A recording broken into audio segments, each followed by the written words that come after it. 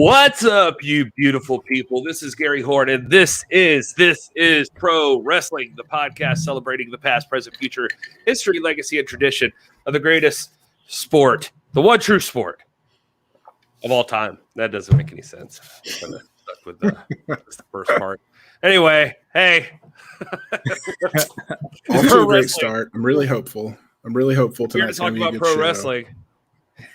I'm going to adjust this light. Look at me. Look how blurry I am. What? This remote here. Let's see. Whoa, a remote light? No, look at that. Did that help? No. Oh, you're like a streamer now. I know, but it's not. I don't know. You got to turn them bright pink. What about that? Does that work? No. Perfect. Oh, our viewers spiked and now they just went back down. What's up, Woodland Goblin? What's up, Ryan Romano? What's up, Dr. Red, Clint Miller, front row? All y'all babies in the house. It's good to see you. Man, my face looks super white and my lips look really red. I got made up for you boys. Anyway, I'm here with Will Martin. Hey, Will. Hello. Hey. I look fine. Yeah. And the Doc, Rob Stinson. Hey, Doc. What's up, guys? Can you see that? I can't make myself not blurry, and I don't know why. So it's fun. Screw it. Anyway, we got lots to talk about. Probably. Who knows? We'll see. The confidence just coming through. I love it. That's part of the excitement of this show. Perhaps. I can't clear my image up on the screen, but we might have an outline for a show somewhere in here. We'd love to talk to you about it. So share it out. Tell everybody. Come hang out. Let's talk about professional wrestling. What's up, Neil Benedict? Welcome. How have you guys been? I feel like it's been a little bit since I've talked to any of you. You talking to us or you talking to the fans? Yeah, well, I mean, they can't answer back readily, Will. They are only viewers, not only viewers. I mean, I don't mean that in like a negative way. But I mean that they're man, look at this angle. It looks like I have a weird scar. I haven't even started drinking yet, front row. Just FYI. We ain't got crunk yet.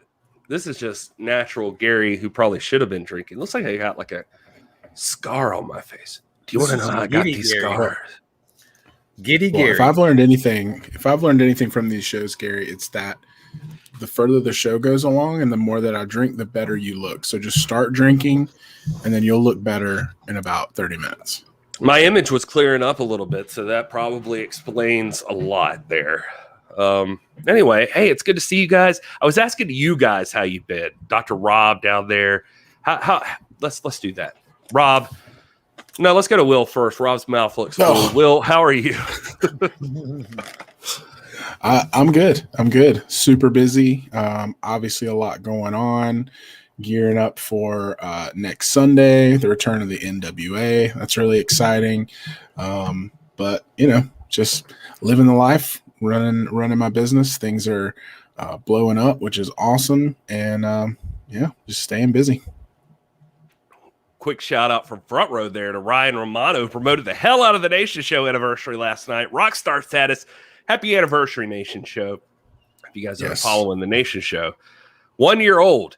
It's like the fan podcast from the Busted Open Nation. And it is perhaps larger than Busted Open Radio itself. Just a network larger than Sirius XM combined. These guys, that's what they're doing.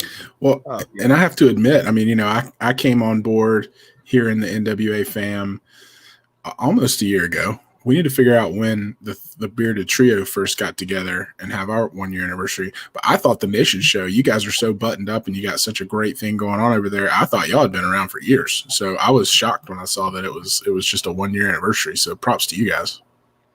That is a good point. It was a great show, man. They had everybody on there. Even LaGreca himself made an appearance. Thunder Rosa was on there. A bunch of other guests from the last year. Is fantastic. They just got a great community, and we kind of feel like we're part of that with them, and have enjoyed their friendship and their camaraderie and everything. So,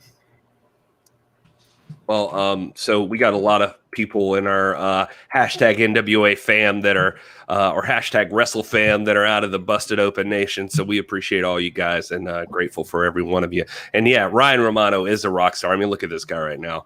There he is. That's coming from YouTube. You can see down in the bottom right-hand corner. If you ever want to answer back, just say the word. But also, he's on Facebook. So he's watching everywhere. us twice. This guy's all over the place. Ryan Romano.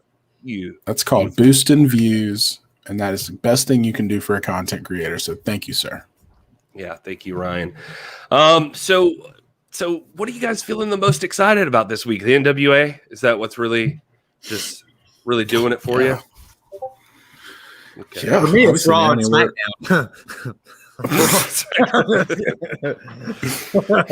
Rob will not stop talking about SmackDown. Oh, what's up, Mr. Broken SN85? I hope you get your SN85 fixed soon, sir. Thank you for being here. It's good to talk to you. Rob, I'd love to hear if you've got a moment. Tell us a little bit about how you're feeling about the latest happenings in the Fiend versus Randy Orton storyline. So they still got Randy Orton still there. Yeah. Randy Orton's still there. I thought one of them jokers got killed a few months ago, right? Got burned up. I guess it was the Fiend. He's still there, huh? Well, technically, no. I mean, he hasn't appeared since he got set on fire. But Alexa Bliss keeps popping up and making Randy Orton spit up black goo, and she says he'll show back up. She's always doing that. Yeah, that sounds like an Alexa Bliss. But anyway, all right, clue, man. What's going on in the world of the WWE, man? Is that me? The Discord thing? I don't know, man. Y'all hear anything? My Discord's closed, I think so I think we both have on headphones. It must be you. Gosh, man, I don't know where it's coming from. I'm on Adele, so anyway. Adele? Yeah. not the singer Adelaide. Oh. Adele. We call it Adelaide. All these people showing up for some wrestling content are like, this show is garbage. I do have to highlight this. Ryan Romano throwing up a quote from Joe Laban. The NWA would have died if it were not for This Is Pro Wrestling. Man, that is a sweet sentiment. Did he say that on the anniversary show? That's awesome. But thank you, Joe. Thank you, Ryan, for pointing that out. And yeah, Ryan, you're also right. The Bearded Trio is only talking about WWE because Mr. Brian Cervantes isn't around. It's accurate. Well, what's up, Marks? What's up, Dr. Red? Andrade has asked for his release from WWE. Did you guys see this news? This is a good place to start. Oh. Let's jump into some news right now. Here, you know what? Let's make it official. Let's really get this show going. You ready?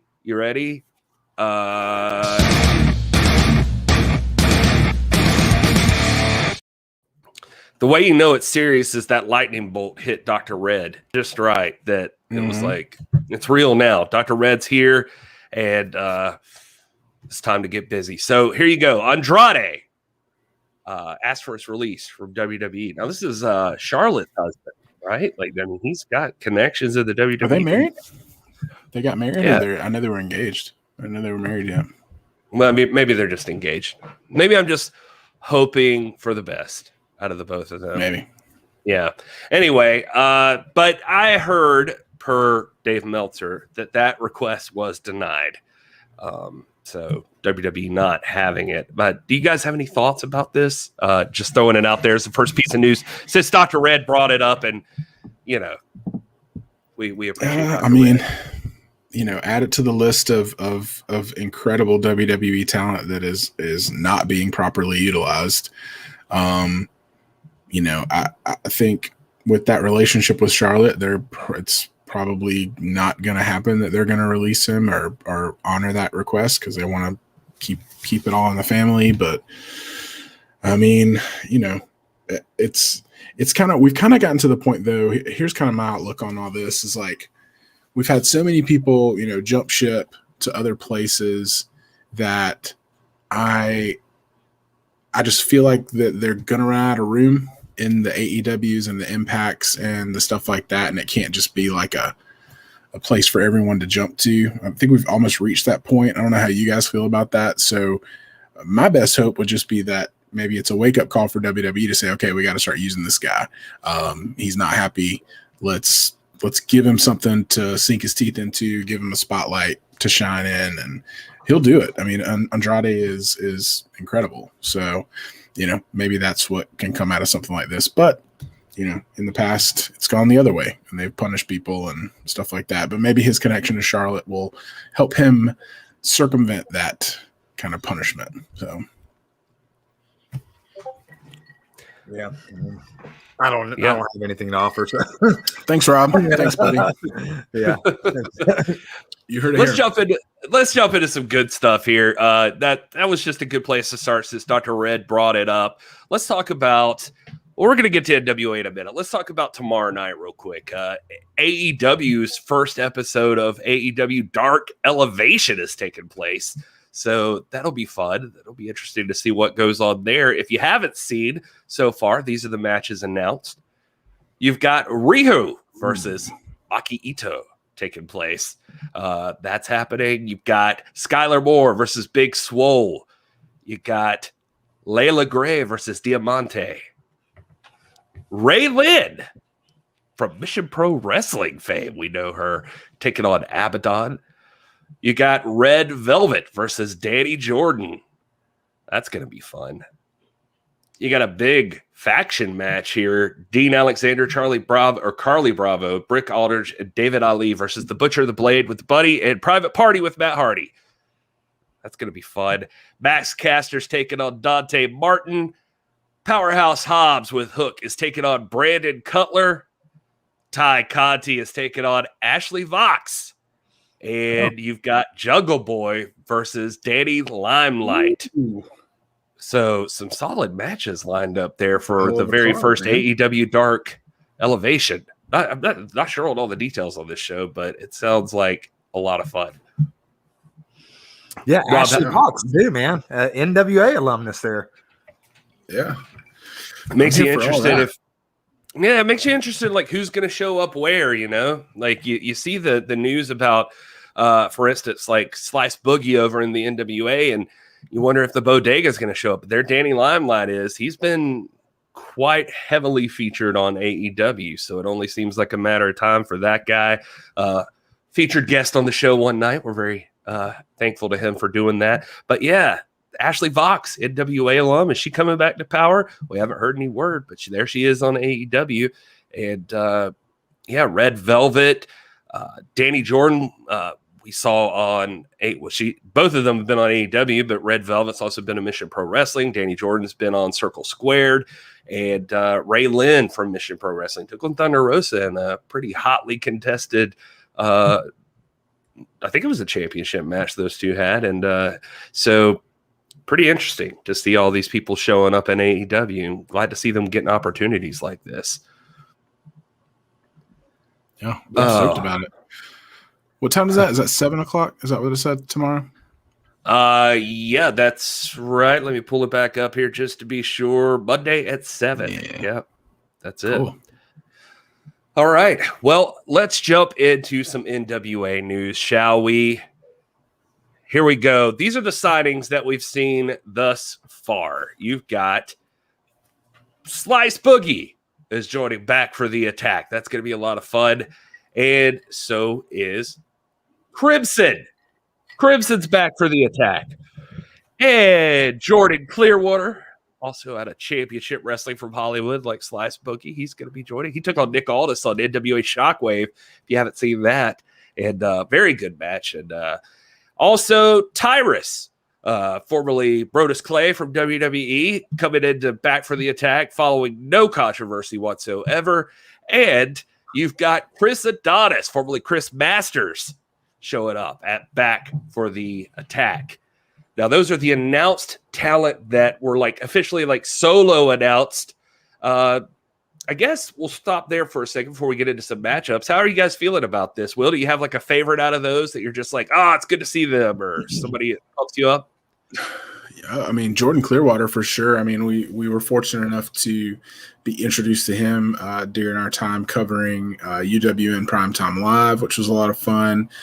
Saw like 2 or 3 matches with him, right, during that the 2020 run of Primetime Live.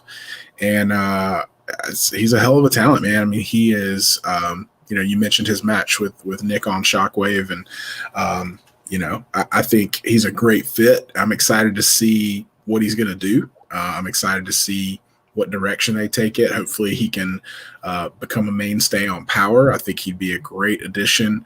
And so that's probably the one out of that list that stands out to me. We talked about it before, but I know Slice Boogie is a great talent, but I just hope he doesn't wear those Mets tights, because it's hard for me as a Braves fan to get on board with that. But I am excited to see him announced as well. So.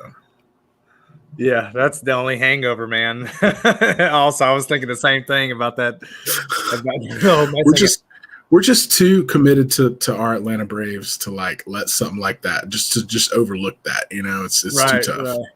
I do think that he's got big star potential, and the other thing, like you mentioned, Jordan Clearwater, he's another one that reminds me of like a Danny Limelight or a Ricky Starks, someone that can come in and instantly.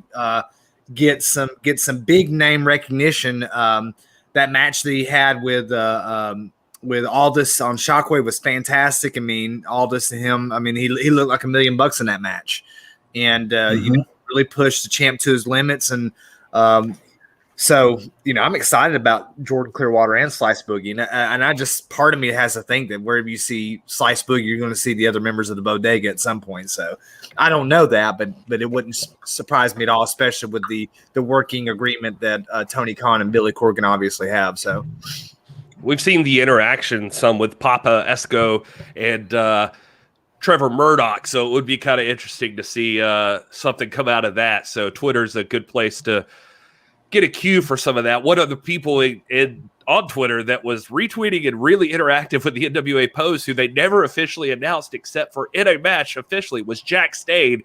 And then they let loose that you are going to see, that we let loose a little early, I guess, last week. But Jack Stade is there, and he's going to be in a 4-way match against Slice Boogie, Jordan Clearwater, and Crimson. So this is a big match, a bunch of bad mofos there going to be taking on each other on Sunday, March 21st. This is going to be an interesting one. Interesting to see that they didn't just go ahead and pair up Crimson and Jack Stade. As we all know, they are members of the War Kings together. So is it really fair or Slice Boogie and Jordan Clearwater in for a rude awakening when they enter that 4-way match? It is peculiar. A couple of thoughts about that. I mean, I will be the first to say, and I know Rob and I have talked about this some, but not a huge fan of the multi-man matches. I'm more of a fan, obviously, of tag team wrestling, and I was stoked to, at the idea of Jack Stade and Crimson teaming up. I still think they will. I don't think them being in a match pitted against each other, cancels out that possibility. But I think it's interesting, though. I mean, most of the people that they announced this week that they're all in the same match. So that just tells us that there's going to be more announcements. There's going to be more people popping up because those were just the people that are going to be in that one match. So, we have a lot to look forward to. And if these first few, signings and announcements are a picture of what's to come, I think there's a lot of good stuff on the way.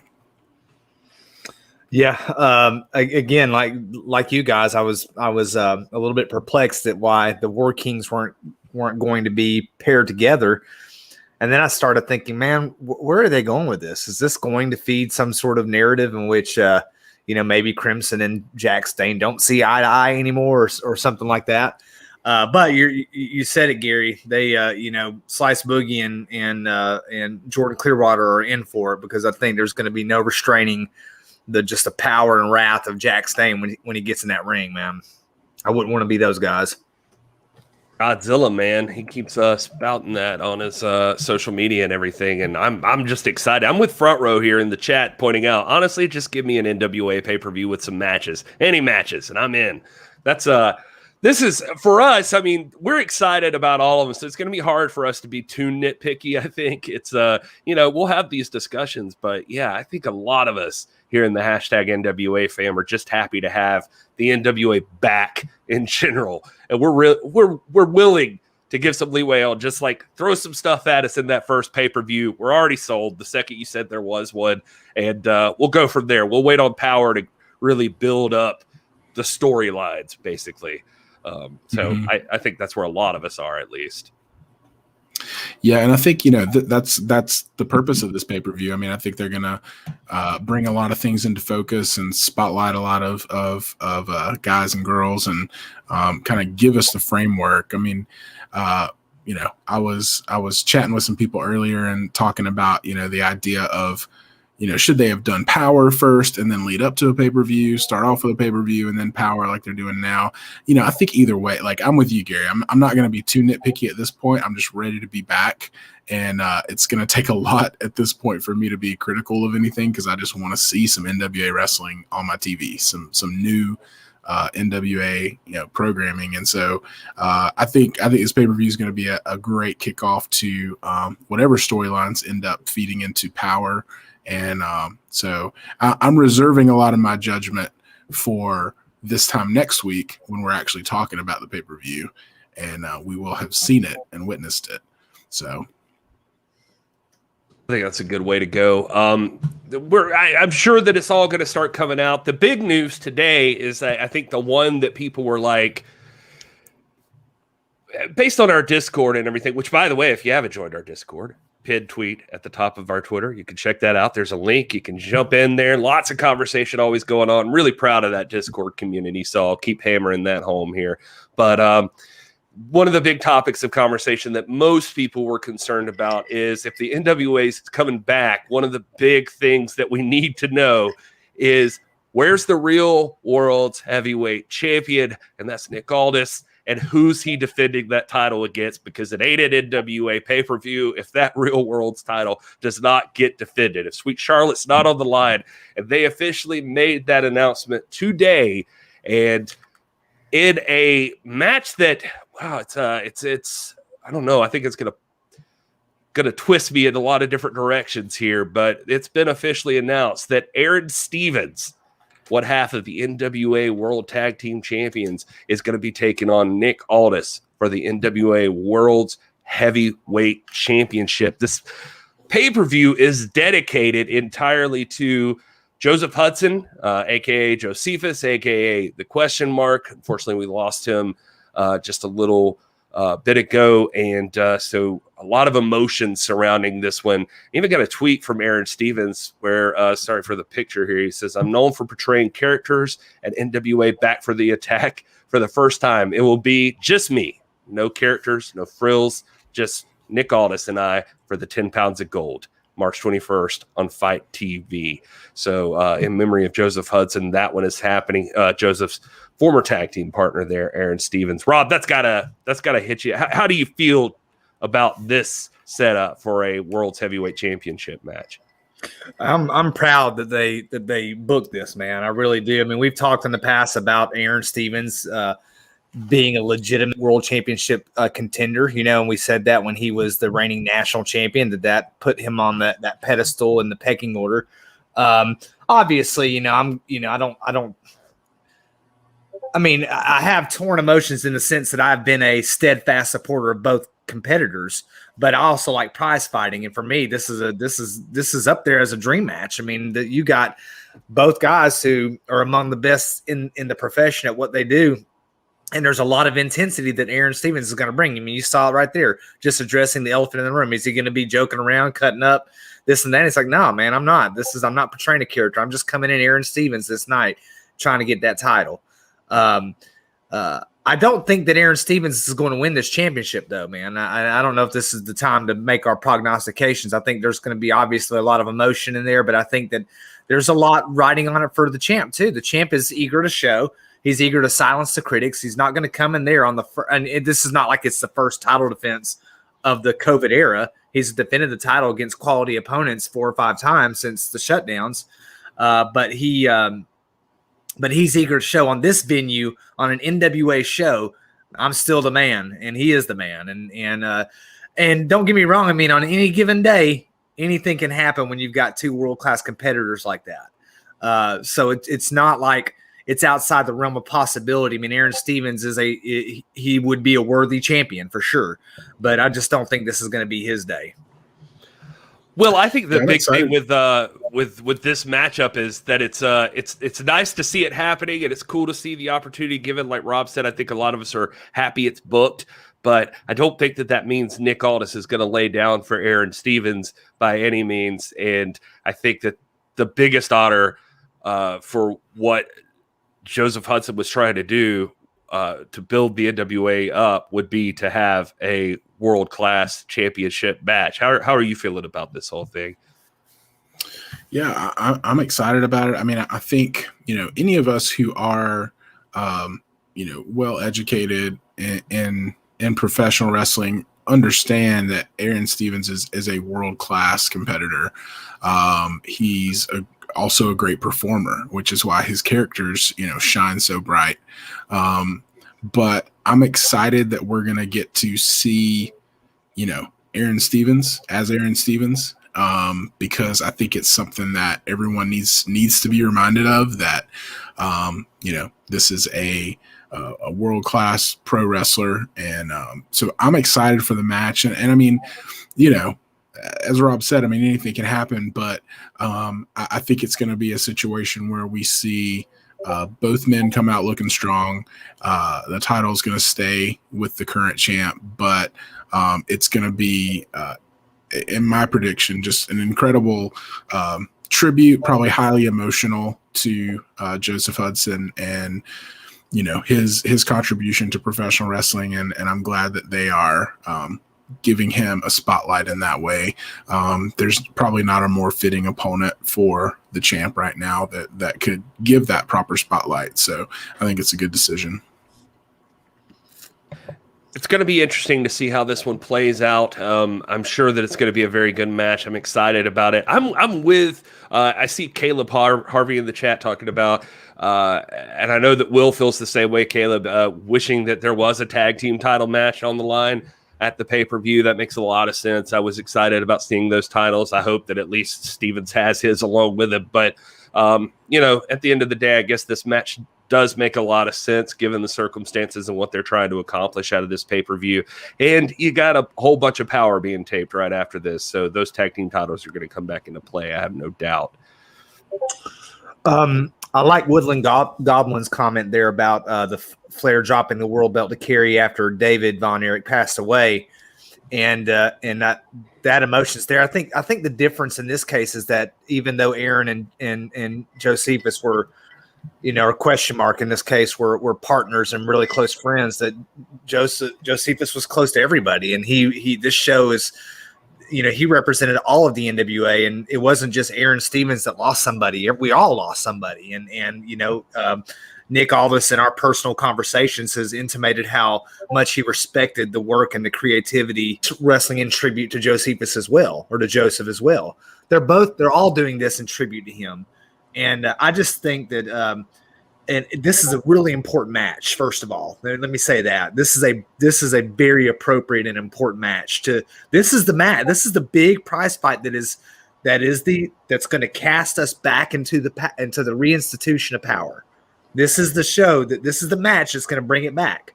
And so, it kind of has that same weight that the Aldis Bennett match had, which delivered very much. And this is probably, next to Mike Bennett, this is going to be his biggest challenge. I don't know. I have to go back and look at my record book. I don't think that Aldis and Aaron Stevens have met before in a singles capacity.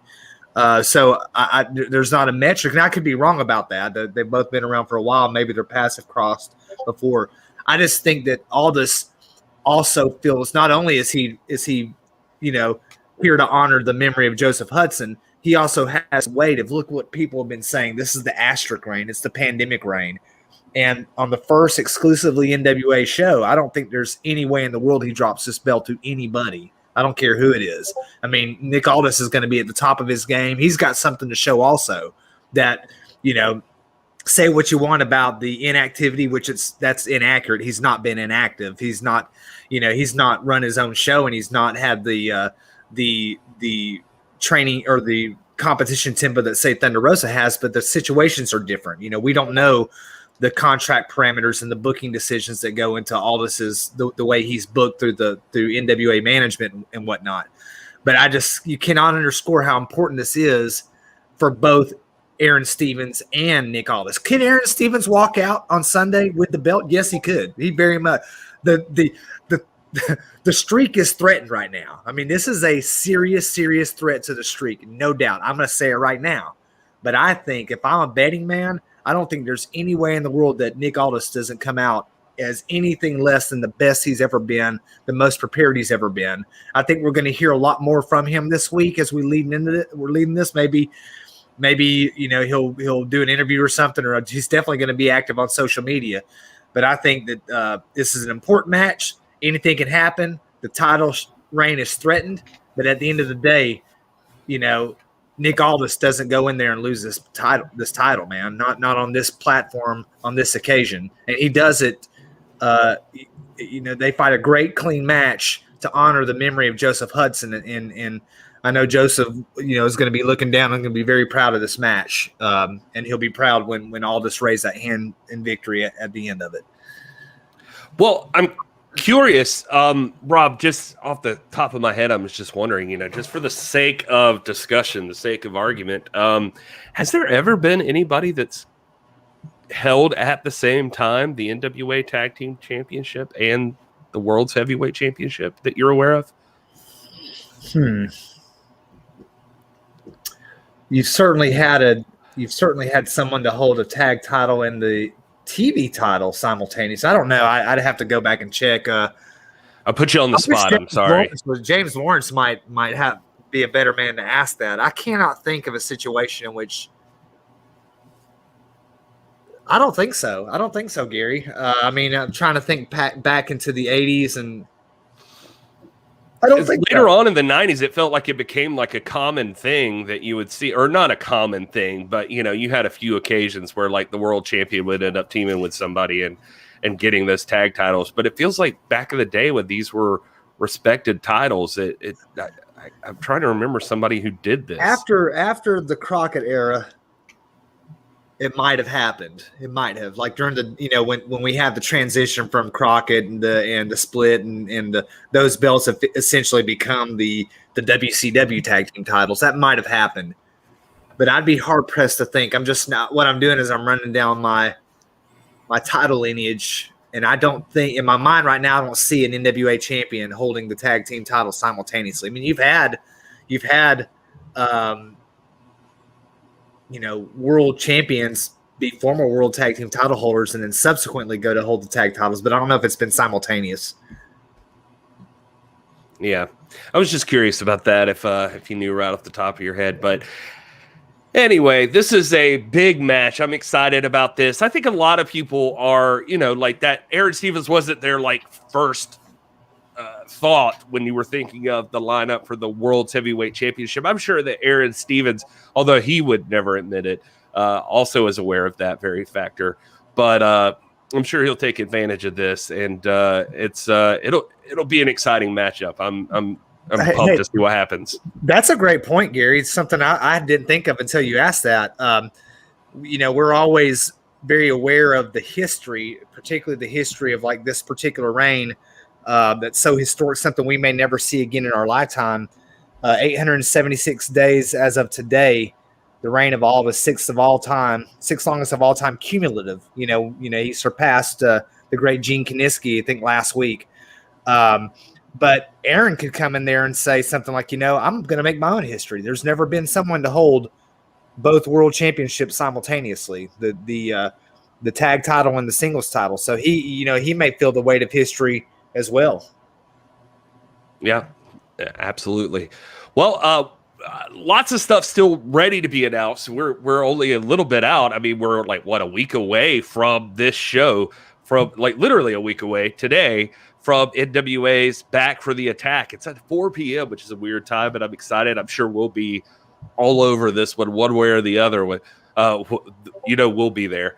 And so we're going to be covering it. I say we'll be there. I don't mean we'll be there. Or will we? I don't know. We'll see. We might. We'll sneak in if nothing else. We'll sneak in that back door, right, Rob? We'll probably be in the doggone parking garage. They can't. That's public property, so we'll be out there setting up from there. Worst case scenario. There's a lot of stuff, a lot of factors still to consider in Back for the Attack that we have not heard anything about yet, which I'm excited to know. Where's Thunder Rosa in all of this? She's going to be there. What's she doing there? And what's going to happen with the Women's Championship? Are we going to see Serena Deeb? Serena Deeb's been out for injury. I'm thinking we won't, but who knows? Like, she just had a leg scope or something like that, or knee scoped, I think. And so it'll be interesting to find out what's up with Serena. But Thunder Rosa, we're 99% sure will be there, and it'll be exciting to see who's on the women's roster. Who's on the roster in general right now? There's still more names to be announced for sure. This is not a 2-match pay-per-view, I guarantee you. So, and I imagine, we haven't heard anything this week about in the announcements about the women's division, and that's kind of surprised me. I think we'll probably hear some stuff this week. Thunder Rosa's got to be on it, man. There's no way she's not on it. Again, she and Aldis have done more than anybody to carry on the brand during this difficult year. But then you got to think of the other obvious picks that haven't been mentioned that you got to think are going to be on there. Trevor Murdoch and Elijah Burke are going to be on there. I was about to say, you got that TV title, you got that national championship. Those two, come on, what kind of pay-per-view does it have those two belts featured, right? You can't have an NWA show without Tim Storm, right? I'm just thinking. Yeah. I don't know. Again, I don't know this. None of us know this. We don't have a special back channel that people are feeding. We don't know this. I'd expect to see Tim Storm there. Yeah, I miss Tim Storm.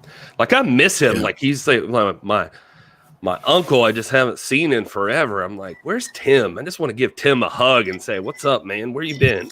Uncle Tim. Yeah, I'm excited to see what happens with him. And, yeah, front row throwing out there. Maybe they'll have a good old-fashioned number one contenders match or something. And that'll be exciting. That's going to be fun to see. So lots of stuff coming from Back for the Attack. I'm excited to find out. So stick with us. We will let you know for sure as soon as we know anything. And, of course, we're here all night. So if you got more NWA talk you want to do, we can jump on it. But we can move it along a little bit, I guess, for other news. There's other wrestling promotions out there.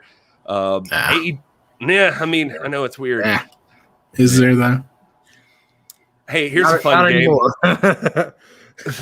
Yeah, for real. It feels that way a little bit. Here's a fun game that AEW put out on their trivia. Let's do this real quick, guys. I'm excited about this. The chat can do this with us. This seems fun. It's called Who's in Your Faction? I don't know if you've noticed, but AEW does not lack for factions. I was thinking about this the other day, how I missed a time when there were factions. It was a while there where it was like WWE was all there was, and it was like, they don't do factions anymore. They don't care about them. And then all of a sudden AEW's here, and there are like 6 factions at least. And let's think. I mean, MJF just started a new one. There's the Inner Circle. There's the Nightmare Family. There's I just said 6, but now I just said 3. Like, what else? There's Jurassic Express. Yeah. There's the Murder Triangle, whatever they're called. Yeah, Death Triangle. That's 5. So I need one more to make myself not be an ass. Yeah. But anyway, there's just a lot. It feels like everybody's a part of some sort of faction. So it's just kind of interesting. So they put out this little thing today.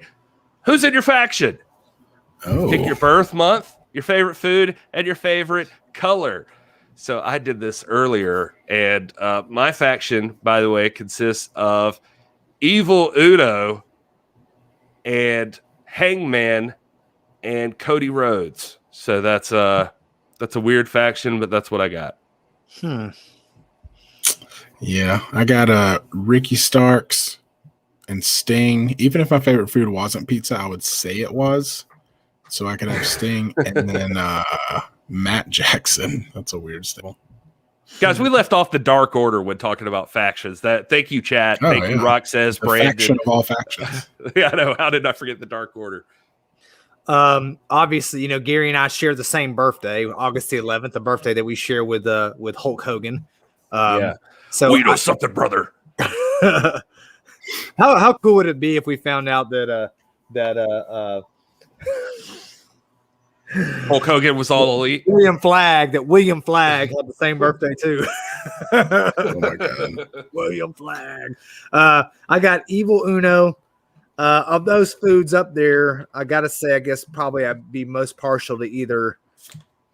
I gotta say steak. So Ray Phoenix, and then Miro, purple, be my favorite color. So purple's your favorite color. That's interesting. Yeah, more of a periwinkle, but yeah. I like purple and red. So I got Evil Uno, I got Ray Phoenix, and I've got Miro. That's a stout faction right there, baby. Yeah, that's not bad. Will, who was your third?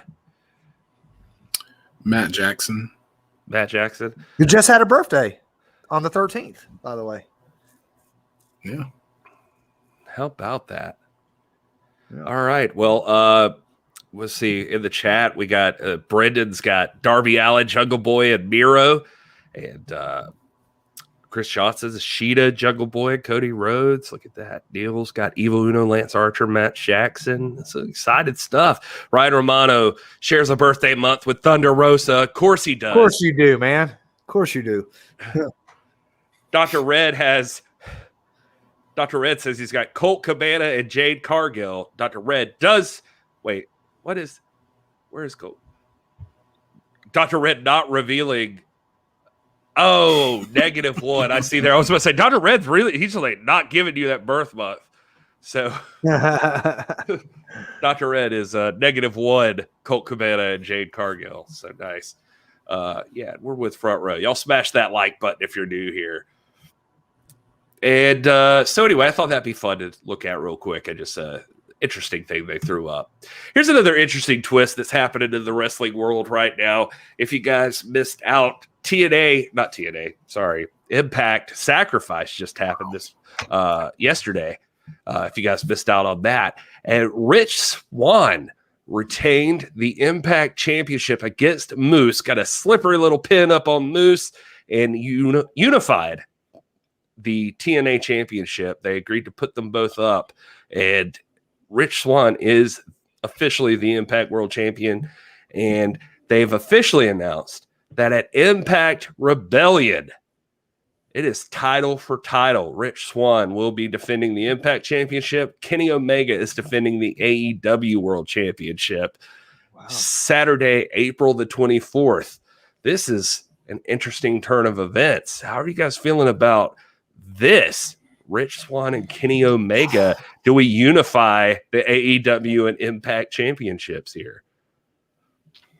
A unification match? First of all, is it a unification match, or are they just?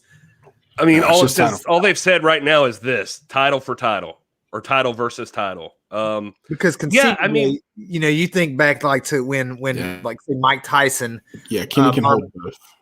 You can hold both and defend one or the other, like you would in boxing. And yeah. I think it's going to be you can hold both. I don't think it's unification. You're right. Gotcha. Sorry to interrupt you, Will. Oh no,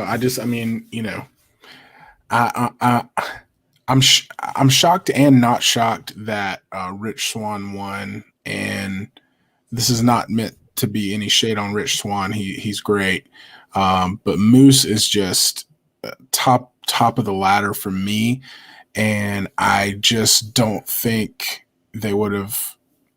I think Kenny Omega is going to win, is what I'm saying. I think Kenny Omega is going to hold the Impact title and the AEW title at the same time, and it just makes more sense for him to defeat Rich Swann to do that, because I think they've got big plans for Moose. Maybe Moose turns around, comes back, a pay-per-view or two from now, and wins it back from Kenny, and that's a great way to continue to elevate Moose.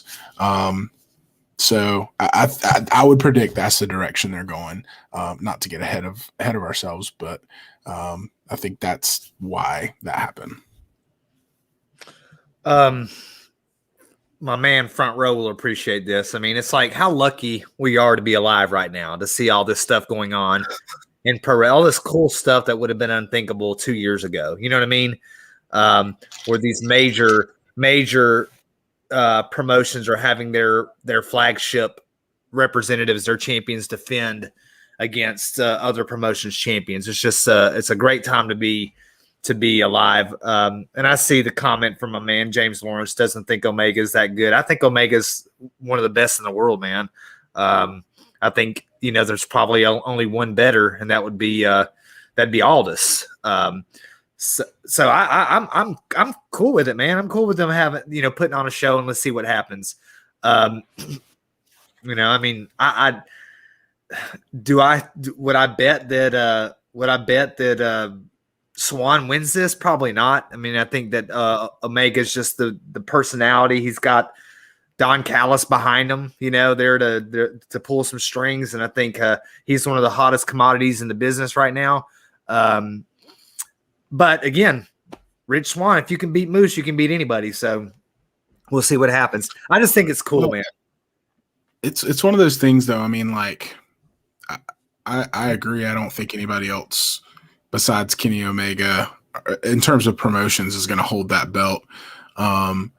But I mean, from a business perspective, if I'm an executive at Impact, it does a lot for Impact Wrestling to see Kenny Omega carrying that belt around. So, I think if they're smart and they know, where the viewers are, and I mean, this whole thing has done its job of kind of getting some new eyeballs onto Impact, people from AEW, and I think they're just going to continue down that road with that partnership, and I think it's cool to see. So I think seeing Kenny Omega hold both of those belts would be good ultimately for Impact, especially if you're talking about another pay-per-view down the road where it's Omega versus Moose. Come on, people are tuning in for that. And that's going to continue to elevate Moose, which I feel they've got to be crazy if that's not what they want to do right now at Impact. That's what I'm thinking. I wish they weren't in the scenario that we had to see Swan versus Moose last night beforehand. Moose feels like he should be unstoppable right now, but fair enough. If you want to really legitimize Swan, I guess that there's an argument to be made for that happening, and not to get too deep into like quote unquote booking or whatever, but the idea here, I would hope, is that you've got a real opportunity to make something out of this partnership besides the stuff that Omega's been able to use for AEW. You've got a real opportunity as Impact to make a legitimate superstar world champion right now, and hopefully that's what they're getting out of this, because if Omega can take this and run with it for a bit, my thought would be send Moose after him, and then Moose coming for Omega to get that Impact championship back would be just a solid deal, even hopefully with an opportunity to show up on AEW television coming after him. And that it just feels like that would be exactly what I would want if I was Impact, because that would establish, like, just, after we watched that last show that we watched, Moose was a star. You could tell Moose was a star. He's ready. He's ready to be the face of the company. And so that's him chasing down Kenny Omega. That could be a big opportunity for Impact to take it to the next level, it feels like. Yeah, and I mean, it's a storyline that I just talked about. I mean, you want to continue to build interest with a title versus title match. You have Omega win that match, and then he comes back later and puts just the Impact title on the line against Moose. And then you got Moose, with all those eyeballs on it, you got Moose coming out on top looking strong. Kenny Omega and Don Callis can make their excuses about, something going wrong, but it just boosts Moose to that next level, and he is a force to be reckoned with already, but even more so at that point. Are you kidding me? I won this title back from Kenny Omega. He's going to be a superstar at that point. That's superstar status. So if you're looking long term and trying to elevate him and put him in that position, this is the way to do it. Yeah. I mean, it's an Impact storyline, I can honestly say, that kind of excites me right now, which, I don't want to toss shade, but it's something that like makes me intrigued to like keep up with. Like I want to know what happens with Moose, and I want to know what happens with that Impact World Championship. And I hate to write off Swan immediately, but I mean, I'm interested to see what happens between Swan and Omega, and then what happens with Moose from here. I think too, the intrigue makes this indispensable from, to piggyback on Will's comments about the marketing aspect of it. This whole storyline makes it indispensable to your hardcore AEW fans and your hardcore Impact fans. They've got to dial into all of these pay-per-views and shows to see this narrative that's playing through both of the promotions. So very smart, very intelligent. All right. Well, did you guys have a chance to check out Dynamite this past week? Both of you? I did not. No. Okay. I was curious if you saw the Eddie Kingston John Moxley promo, because it was I enjoyed it. I don't know about the chat, but I thought it was very, very good. And they essentially them talking about the explosion at the end of AEW Revolution and what exactly happened there. And it was, I don't know, man. I thought it was personally about as good as you could ask for two guys to pull off, given the circumstances, what they did there. And anyway, I might have to dig it up and see if we can throw it up here in a minute and see if we get sued by Tony Khan if I do. But anyway, Revolution, despite that the explosion. Yeah. Despite he was going after people for that.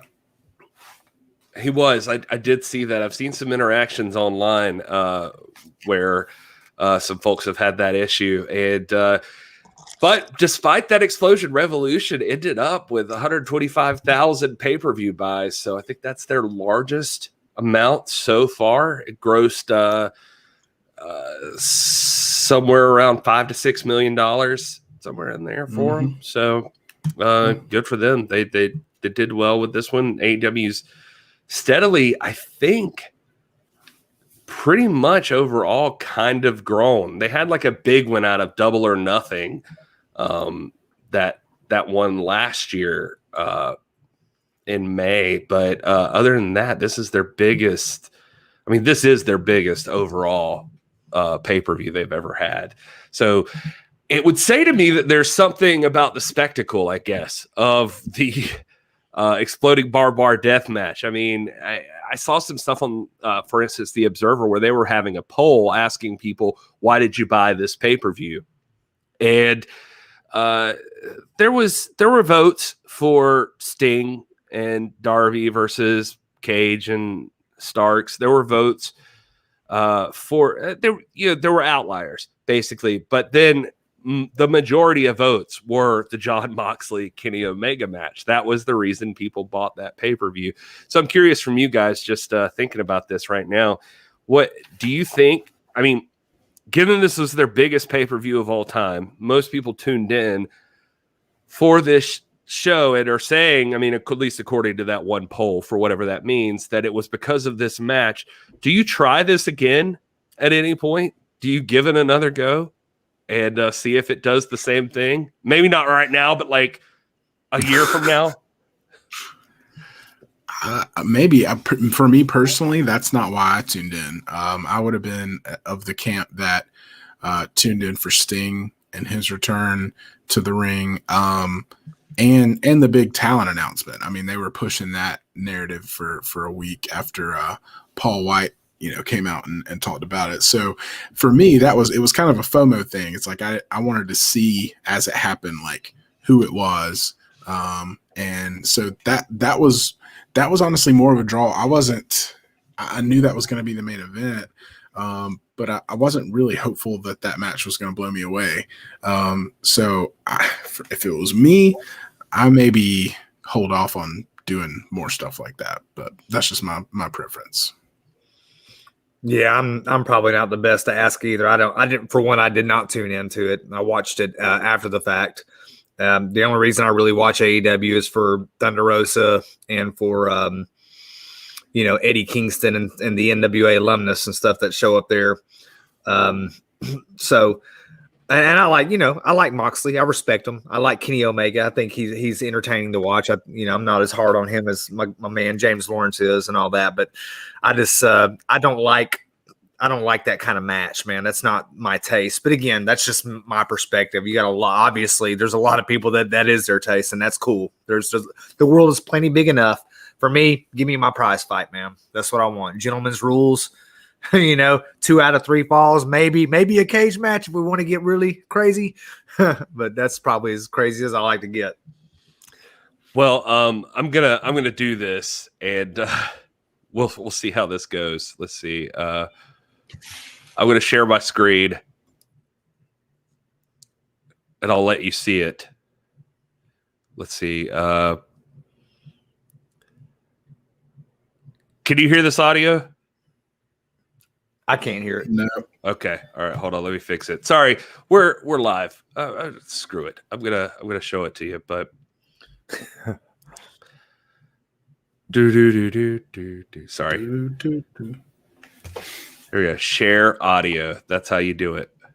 This screen, and here you go. Let's see if this works. Let me know if you can't hear it. Well, folks, here it is. The big explanation everyone wants to know about. It's a little embarrassing, but, I'm me. When I went in that ring and I covered my friend thinking there was going to be this big explosion and all these fireworks, I caught a flashback to the last time I had this anxiety. Last time I had this kind of panic where I couldn't breathe. And that's when I was sitting in the jail cell getting ready for court. And I had the guards walking back and forth telling me, "We're going to take you to Rikers, boy. We're going to take you to Sing Sing, boy." And everything went black. That's what happened. Go ahead and make fun of it. Call me a coward, less of a man. I'm not speaking for you, and I'm not speaking to you. I'm speaking to those that understand where I'm coming from. Kenny, you think this is a video game? Look at the heat. Look at the heat. That's what I felt in that ring. Look at these hands. I didn't scar them up playing video games. You think you're the Joker? You think this is funny? No, I don't think he was joking. I think he was really going to try to blow me to King. There's no way. I think he was being the Joker, and you're Batman. He wanted to blow. I like that, but I think he really wanted to blow me up for sure. I don't think he's that nuts. It's 2020. Look, I don't know who paid for that bomb. I hope Tony Impact Khan definitely did. You know that. Impact paid for the bomb. That makes perfect sense. Let me ask you a question. When that bomb came in the mail, did it come in a box with big bold letters that said Acme on it? I made more explosive volcanoes in 4th grade science class. What the hell was that? Look, I had an explosive barbed wire death match live on pay-per-view, and all I got was this lousy t-shirt. It is a cool t-shirt, but I didn't win the world championship. Ken, you were the better man that night at Revolution. But I did get a drinking buddy back. I knew that wasn't you, man. I knew that wasn't you out there. World title does crazy things to you. I know you. I mean, you could have came out, a little bit earlier. I was getting the crap kicked out of me for about 18 minutes by 3 guys. But now I'm on pay-per-view. I got to get my eyebrows done. I got to put my Timbs on. I don't want to go. You know my style, B. You know my style, man. It's 1998 forever in my head, B. I can't look bad on pay-per-view, huh? I'm glad you didn't get blown up and everything. Thank you. Same. Even though I wanted to see a bomb go off. Yeah, a lot of people did, though. Look, Kenny, good brothers. If you're going to flash a weapon, you know this. Mm-hmm. You better use it.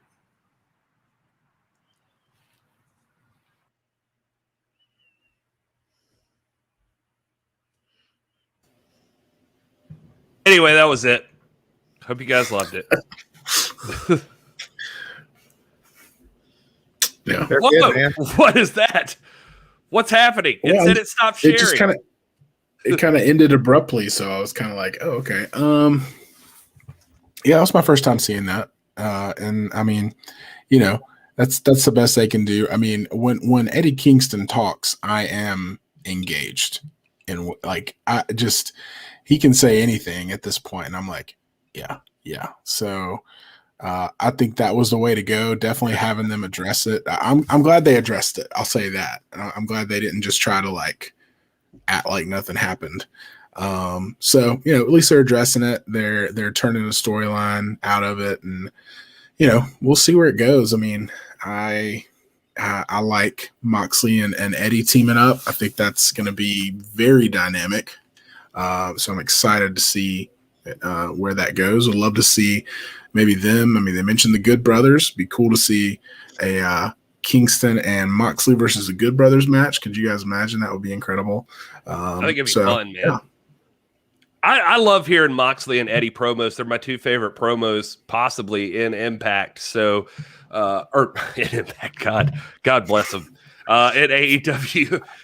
So I enjoy the two of them being buddies. They seem like they have a natural chemistry together. That's how I felt. I thought they seemed legit, like hanging out by that fire, just like drinking, just like talking. It something about them seemed real, and I appreciated that. I don't know if I don't know if I'd be a fan if I was Impact by saying they paid for the bomb, but I got to get a DMX hoodie. That's all I know. Perfect. Rob, as the old school man, how'd you feel? Again, I like you guys. I love their talking. They're good. Again, I wasn't a fan of this match. But we were on here discussing it the other day, talking about what do you do to spin it? Obviously, you got the show's got to go on. So what do you do? And I said something along the lines of, well, during in the him thinking that this is about to go off, Eddie Kingston has a heart attack there in the middle of the ring, and they essentially are running with that angle that we wrote. So that's a good point, Rob. You did say the heart attack thing, and so he's basically like throw it out there, essentially like a PTSD angle that anxiety hit. He just like blacked out for a second, like he, that was his reasoning or whatever. So interesting point. Yeah.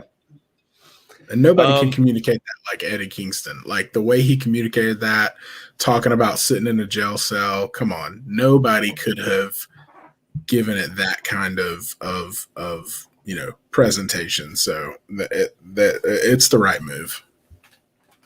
Yeah. The only thing I hated about that promo, by the way, is that Jon Moxley said you were the better man that night, and clearly Kenny was not. I mean, the match ended. The other problem that gets overlooked because of the explosion for me for that match was that it ended because the Good Brothers came out and just beat the hell out of Jon Moxley. And I'm like, that's the ending of a Raw.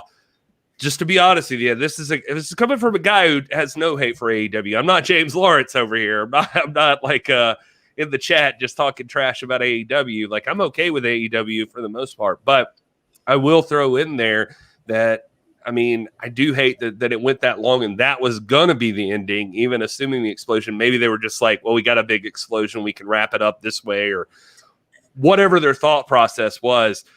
Moxley should not be saying that Kenny Omega was the better man that night. I mean, clearly he was not. He had like a gang attack help him get out of there. So, anyway, hated that part. But other than that, I thought it was a fantastic promo.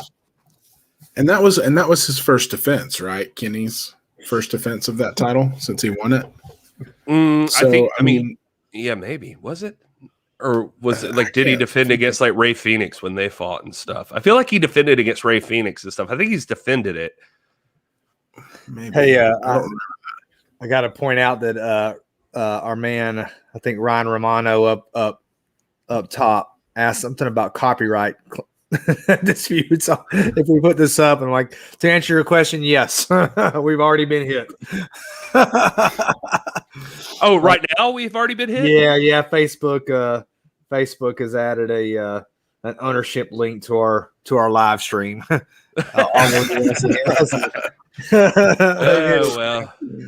we're not monetized yet. To be honest with you, I don't care that much right this second. So I was just like, whatever. But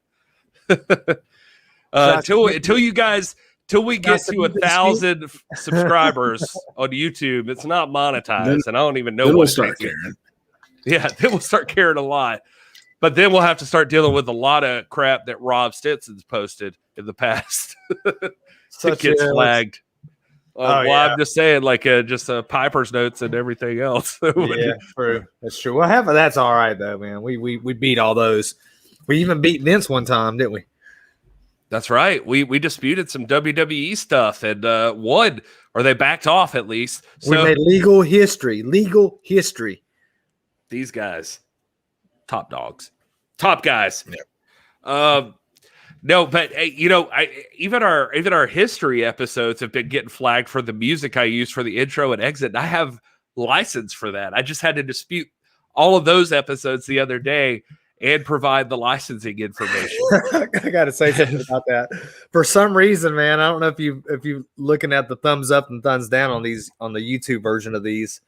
But we got like 6 thumb downs on our George Hackenschmidt Frank Gotch episode. And somebody in the comment, I think it was Paladin, was like, "Hey, what's up with all these thumb downs?" And then someone commented, Strangler Lewis fans. That's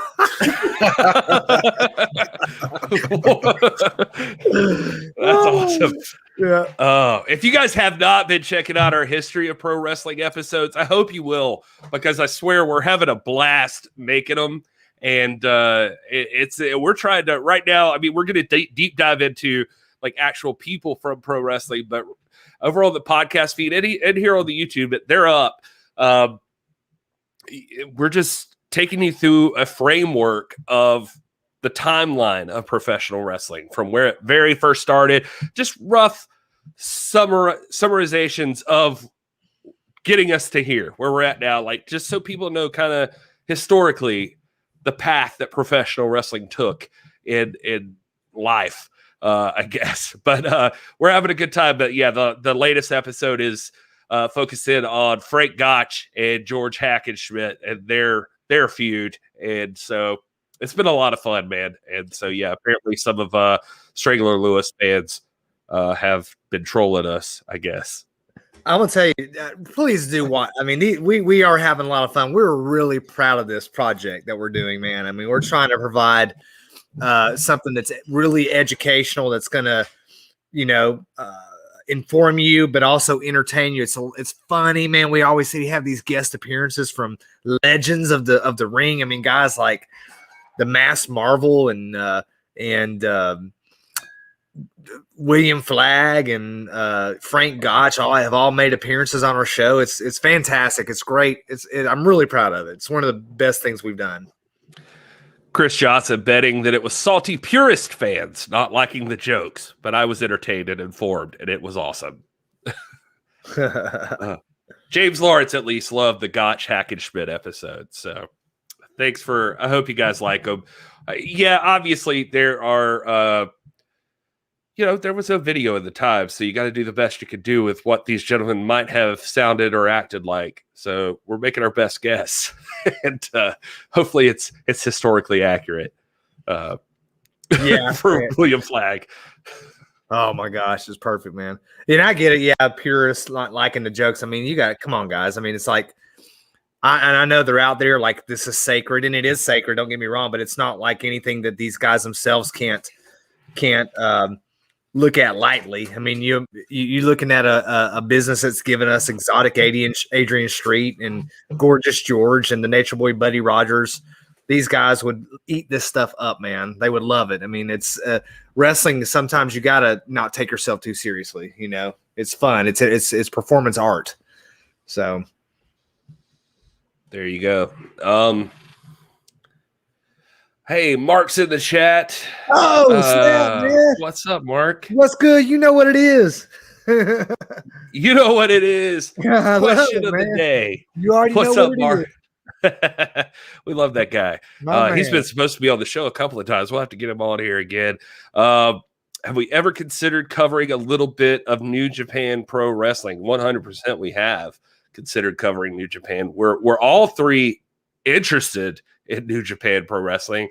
Roku's made it a little more accessible, it feels like with some old stuff, or old, like from a year ago. But I want New Japan to show up somewhere where I can keep up with it a little easier. Does that feel right for you guys? Like, is that the issue? I think.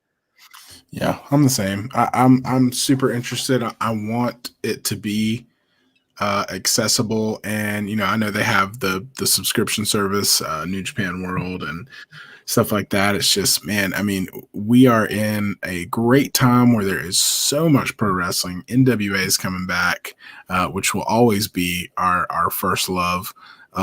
So it's just deciding where to budget your time.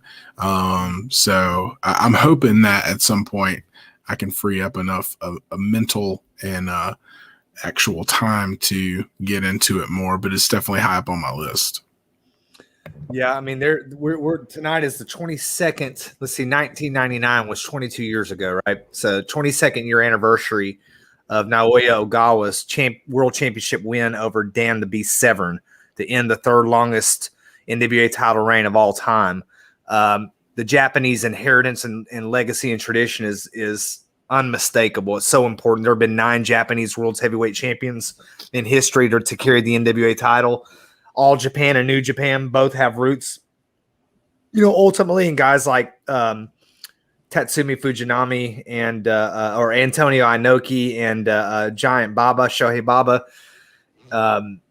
We love it. I think, again, like Will's saying, there's so much stuff out here that we feel obligated to cover for the English-speaking audiences. One of the things that frustrates me and it doesn't frustrate me like it's a deficiency. It frustrates me because I don't have access to what's going on. I don't understand a lot of time what's going on outside of the title pictures. And so it's a matter of, again, budgeting time and nobody, I think, can downplay how important All Japan and New Japan are to the world of pro wrestling. And they're always going to be important. I hope we can get to a point where they start to become a regular covered feature on the show. A big thing is going to be what the LA Dojo does and being able to communicate this to us in the English language so that we can, so much that's important to wrestling is that narrative. And when the title picture's not front and center, aside from that, it's hard for me to kind of follow along or to have the time to invest to follow along what's going on. And I applaud people who can do that, because I'd love to just bury myself in Japanese wrestling and all the people that we know, love, and respect. All the greats, of yesteryear and today, guys. People like Thunder Rosa, Nick Aldis, Eddie Kingston. These guys have great respect for Japanese wrestling and that tradition and everything. And again, one of my favorite wrestlers of all time is the Great Muta. One of my current favorite wrestlers is Shinsuke Nakamura. They're just awesome. And I'd love to be able to get into that. It's just a matter of, man, we've got so much to cover here on this side of the ocean that it's hard to get it all in, Until it becomes a full-time job. Then, right. Yeah, it's tough to keep up with all of it. I do want to say a shout out to Guardian of Chaos. Thank you, brother, for subscribing. He says, appreciate the hustle. We appreciate you, man. Thank you. And I hope you share this with all your friends. We are grateful to have you here and subbing the channel. I will go out on a limb here and tell you that out of all of the companies I can think of, I don't think I've ever said this, but just to throw in on top of what Rob said, I bet that for me, the most exciting partnership that could happen for the NWA would be with like a New Japan. Like, I think just for the history and legacy of that type of wrestling and the appreciation for the style of wrestling that there is and that sort of thing, seeing Nick Aldis lock up with an Okada or an Ibushi or any of those people, like to see Trevor Murdoch in there with some of those guys. Like, my God, I feel like more so than I'm talking more so than WWE or AEW. I think New Japan would be a freaking blast to see the NWA figure out something with. I think that would be amazing. Oh, absolutely, man. And again, I mean, whether it's New Japan or All Japan, it's crazy. You look at the Triple Crown Championship. This is All Japan now. I get that it's not New Japan, but the All Japan Triple Crown Championship is 2/3 NWA, right? The United National and the International titles were both NWA belts, unified with the PWF World's Championship, which was the the All Japan's yeah, I see that, Caleb, man. My contact lens, my left contact lens is really irritating me, and I'm about to pull it out. But Caleb, throw it in on y'all. Quit rubbing your eyes. It was funny. I saw it like right as I was rubbing my eyes. Yeah, looking down there, and I'm like, oh dang. You don't realize all these like quirks you have like when you're talking. Sorry, Rob. I didn't mean to. No, you're good, man. My left eye is just really irritated right now. My right eye, not so much, but my left. But anyway, yeah, that any Okada, all this front rows pointing out, that would be amazing. I mean, the Japanese tradition is just it's as rich as the American or the Anglo-American tradition. If you throw in what's going on in the UK, I'd love to see some partnerships there. I just wish I had more time to digest it. And again, until we become, full time, it's just some things are just going to have to lay dormant, and we're just going to have to pick up on our news feeds and try to glean by osmosis. Yeah. And I mean, and so please don't take anything we're saying as any slight on New Japan. We are big fans of what those guys are capable of. And I just want them to be like just easily accessible and like right in front of my face. That's what I want. And I know it takes some of us going out of our way to find them, but it just, it just for those wondering, I mean, they do have a thing on the Roku channel, which I think is available on all streaming services now, like on Amazon and Apple and all that. You can get the Roku channel. They have New Japan, and Chris Johnson pointing out, I've seen him in our Discord, by the way, pinned tweet on Twitter. Check out our Discord. Chris Johnson pointing out the new beginning set on Fight and the collections of best matches are friggin' great. So I think it was Chris pointing out in our Discord server about New Japan, like you could get like 4 hours of New Japan content for like $8 or something like that, just on Fight TV, which is pretty cool. So and just catch up. I know our old friend the Fortson, who hops in the Discord and here time and time again, he was saying the other day, like on Twitter, he said this just became an Okada Stan account. Like he just turned his Twitter into like he's a huge fan of Kichika Okada. So, it's there's a lot to love about New Japan. I watched this last New Japan, not the New Japan Cup. That's what's going on now. Talking about Kingdom. Wrestle Kingdom. I watched this last Wrestle Kingdom, and my God, I became a huge fan of Hiromu Takahashi. Is that right? Tanahashi or Takahashi? Who's got the cool hair? Whichever one of those. I was like, that guy is a superstar.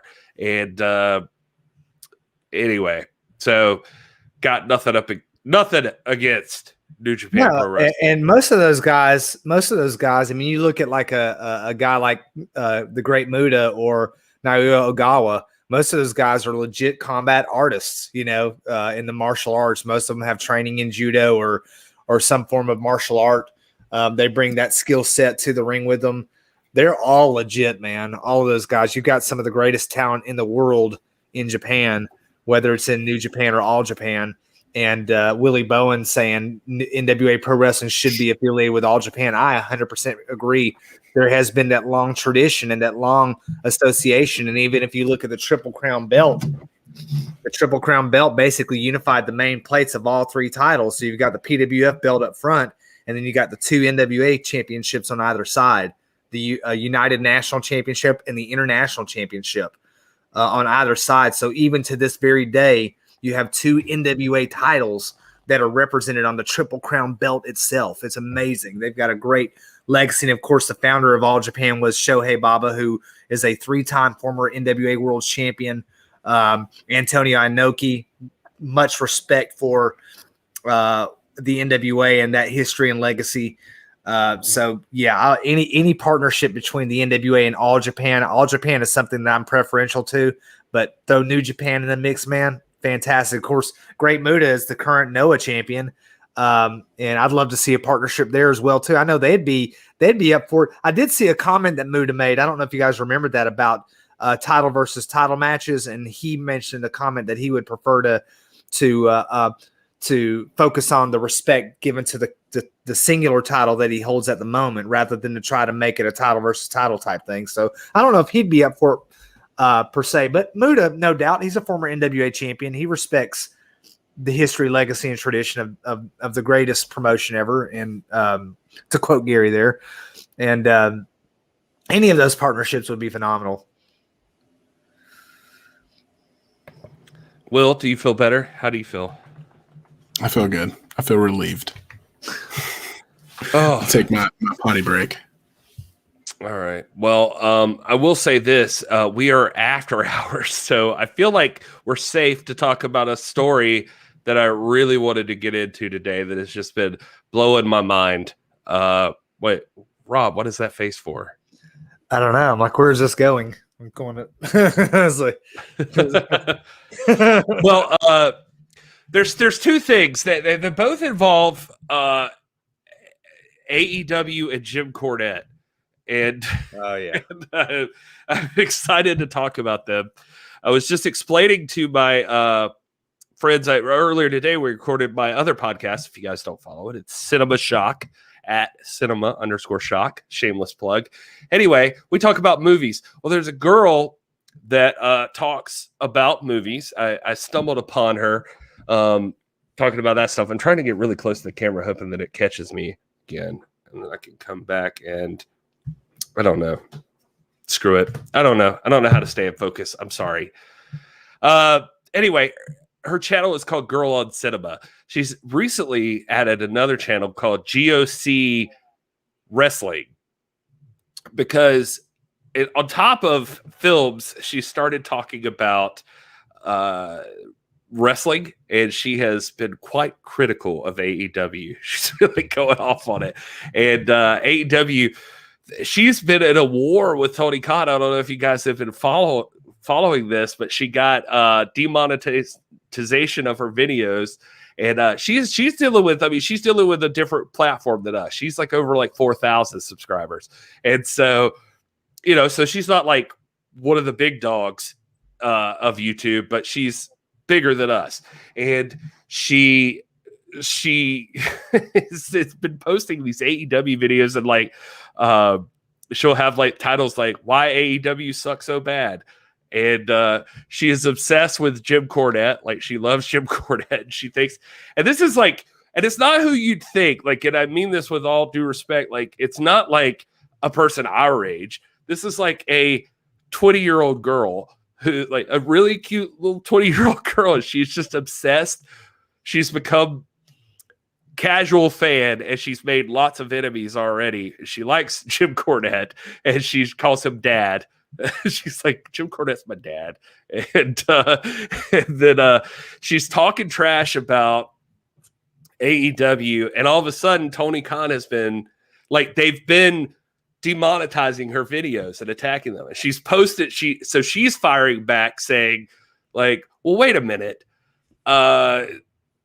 Like, you said that, she's posting like references to tweets where they said they won't pull people for posting video from them on social media and that sort of thing, which we found on Facebook. At least that's not true tonight, but we learned firsthand. She posted the other day one from her Revolution review of the exploding barbed wire death match, and then it got pulled, and she posted, oh, so they've demonetized this video, and here's the clips. And she like posted like the whole like letter she got and everything. And Tony Khan actually responded to her and was like, essentially, hey, could you just try to find a way to review these events without using video that I've spent millions in producing, and blah, blah, blah, blah, blah. And she's like, don't you get enough money from your dad to not worry about what I'm doing? And it's been a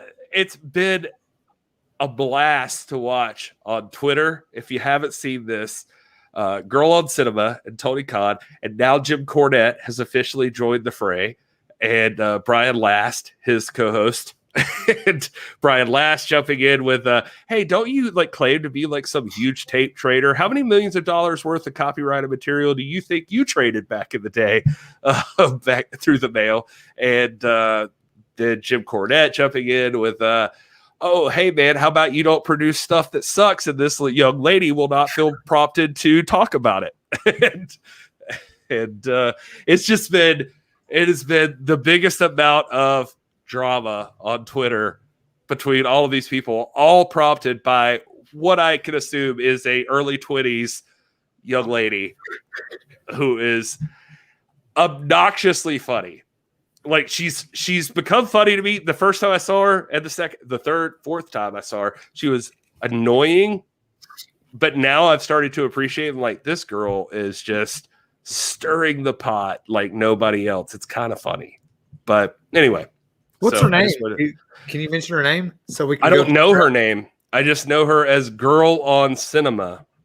Girl on Cinema. That's what I meant. Yeah, you said that. Girl on Cinema. Yeah. Girl on Cinema is the channel, and she just sits there and talks about, like, she has a 6.3 thousand views video here called here, I'll show you.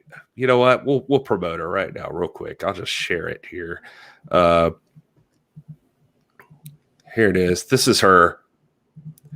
So she has like 7.1 views, 7.1 thousand views on Jericho and MJF press conference. This was called Shaq Dies on AEW Dynamite. Here she is.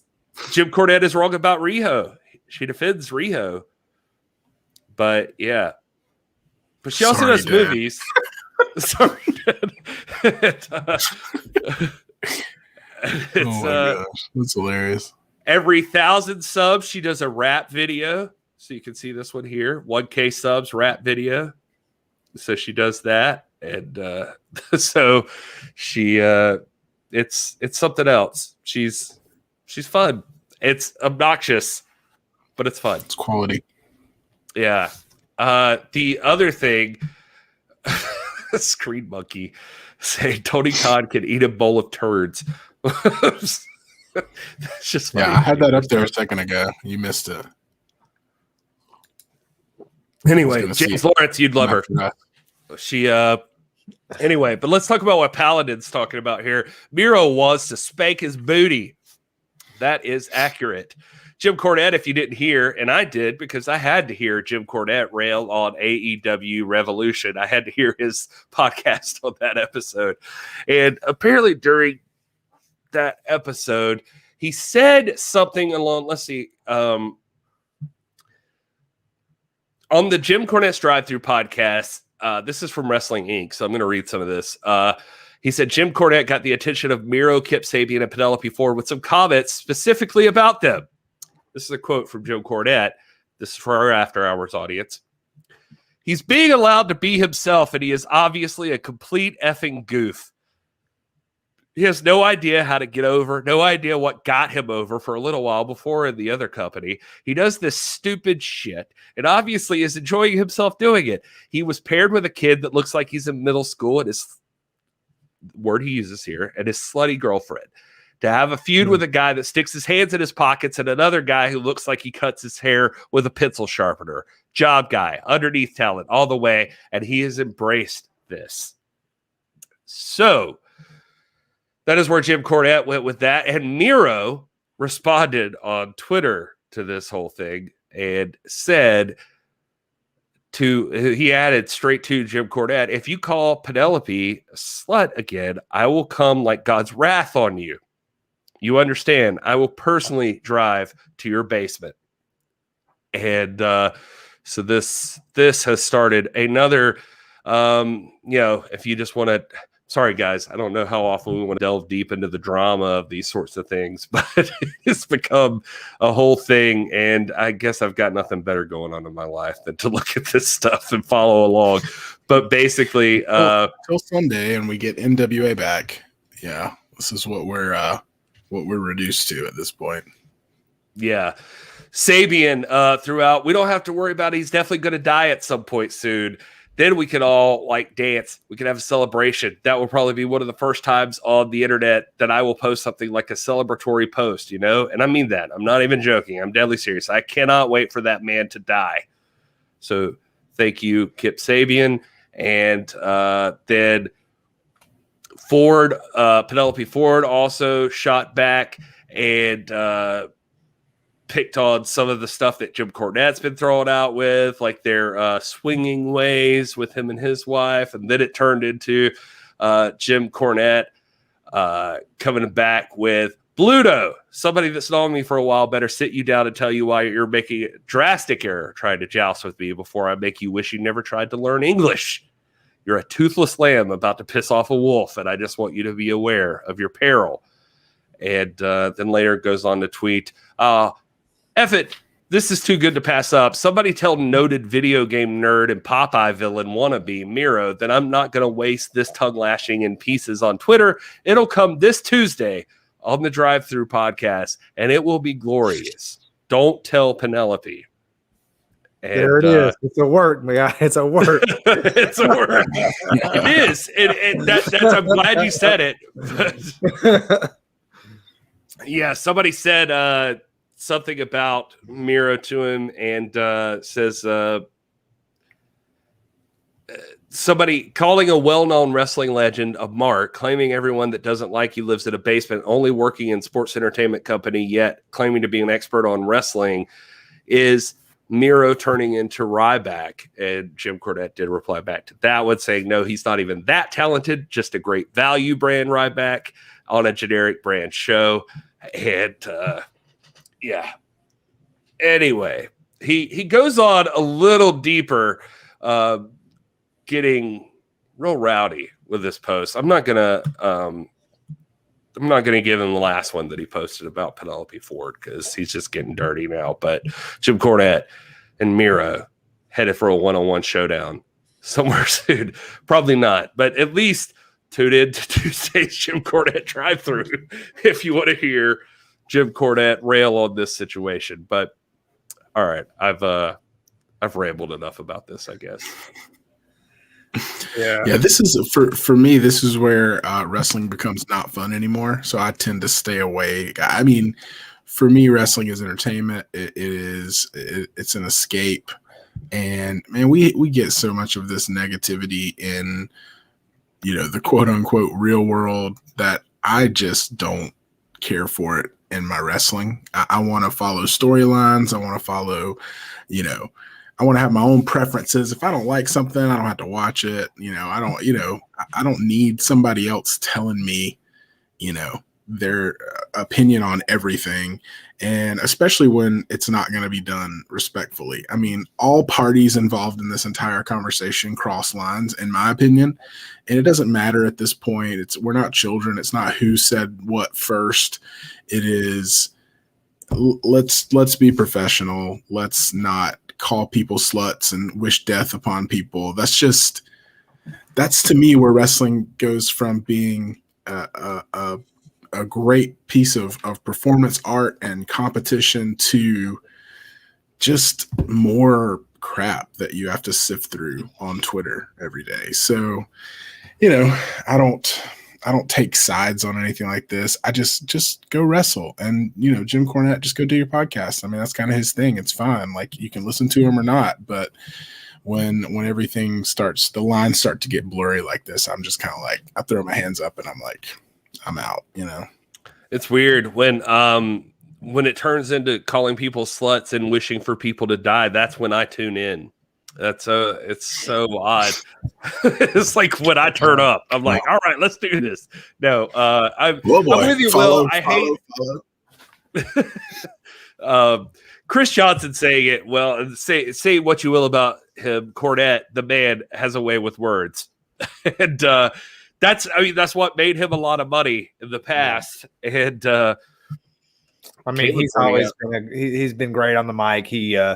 No, I'm not. I got my phone here, so while I may look, but I'm trying to read the article as Gary is. So we use he wanted to know that last part. He wanted to yeah, right. I'm trying to find it.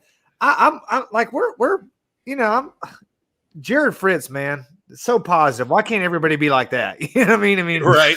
We want a positive community. There's much about Jim Cornette to celebrate, the history that he's done. Do I agree with everything he says? Obviously not. I mean, the truth be told, like ideologically, I probably don't agree with anything Jim Cornette says. He's an outspoken Democrat. I'm a Republican, you know, and I'm not trying to get political here, but do you cross the line when you call for no reason, call someone like Penelope Ford a slut? I mean, she's talented. She wrestled on the NWA 70s show. She's got history. She's a beautiful woman. I mean, hell, I bought Tanya a pair of Spanx for Christmas. We were inspired to get those from Penelope Ford. She saw her on AEW. She's like, I want those pants. I was like, you got it, girl. I'm like, I got you. You know, I mean, I will forever only know Tanya as Andrew Jackson from here on. That's right. Yeah. Penelope Ford is a talent, and you know, and Kip Sabian's talented. She's a beautiful woman. I don't, you know, I get squeamish when people refer to people in that way, but again, you know, that's kind of what you get when you get Jim Cornette. But then again, gosh, man, wishing somebody death, that's taking it a little too far. You know what I mean? So, you know, I don't know. To me, it's I just want the wrestling, man. I want the storytelling, the narrative, the athleticism. I like the loudmouth managers and stuff like that. I mean, that adds to the color and everything. But yeah, I see you front row. I know what you're talking about, man. And some of the stuff that's demeaning, I don't have a stomach for. Jim Cornette is much more than that, you know. I mean, that comes with him too. And I think, you know, for me, Jim Cornette's always going to be the guy I hated growing up, not because of any position that he held, but because he was the guy that was beating up on Ricky and Robert every week with Loverboy Dennis, Beautiful Bobby, and Sweet Stan. So, you know. Do you know what's weird for me is I don't think that, you know, and this probably won't be appreciated by many, if anybody, but I started as an Observer subscriber when Dave Meltzer and Jim Cornette were friends. And Jim Cornette would show up on Meltzer's show a lot. Like, I would get to hear them talk to each other. And it was some of the most engaging, entertaining discussions you'll ever hear about pro wrestling. Like, two guys that knew a lot about the business, like just had a historical knowledge like nobody else. And it was sad to see that has fallen apart within the last month, or not month, last year. Those two guys have completely broken apart. And over AEW, I mean, I guess you'll hear it, but it's completely Jim Cornette. And I mean, if I even objectively, if I'm trying to look at this, it's like Jim Cornette just like has a problem because Dave Meltzer likes the Young Bucks or something, or thinks it started, and Rob, you may even hate this comment, or a lot of people in our chat may, but it started completely because Dave Meltzer compared the Young Bucks to like the Midnight Express. And Jim Cornette's like, what the F are you talking about? Like, no, come on. And just like, get out of here with that. And it's like, and Dave Meltzer trying to defend his position. Like, look, man, like historically and draw and money and like all of these things, he was like trying to provide evidence to back up his claim. But like, you know, and well, you know, I mean, I guess there's a debate to have, but for some reason, I'm telling you, that ruined their friendship on the podcast. Like, you could hear it, like, just break them apart. And through Twitter shortly thereafter, those two just like separated. And so to hear Meltzer talk about him now in interviews, he says like a guy full of hate in his heart and blah, blah, blah. And part of me wants to believe that like Jim Cornette's also a guy that just has an audience, and he appeases that audience. He preaches to them. And so I don't know. I don't know the whole situation. There's a lot of things that Jim Cornette does that I've seen that are good things, like charitable things. And like, he's trying to be a good dude. He is very opinionated. And so, you know, I always try to do this. The same thing happens with Meltzer. Like, people hate Meltzer and blah, blah, blah. I try to see the good sides of these people. But even them, yeah, those two guys were best friends, and they have fallen out in the past year.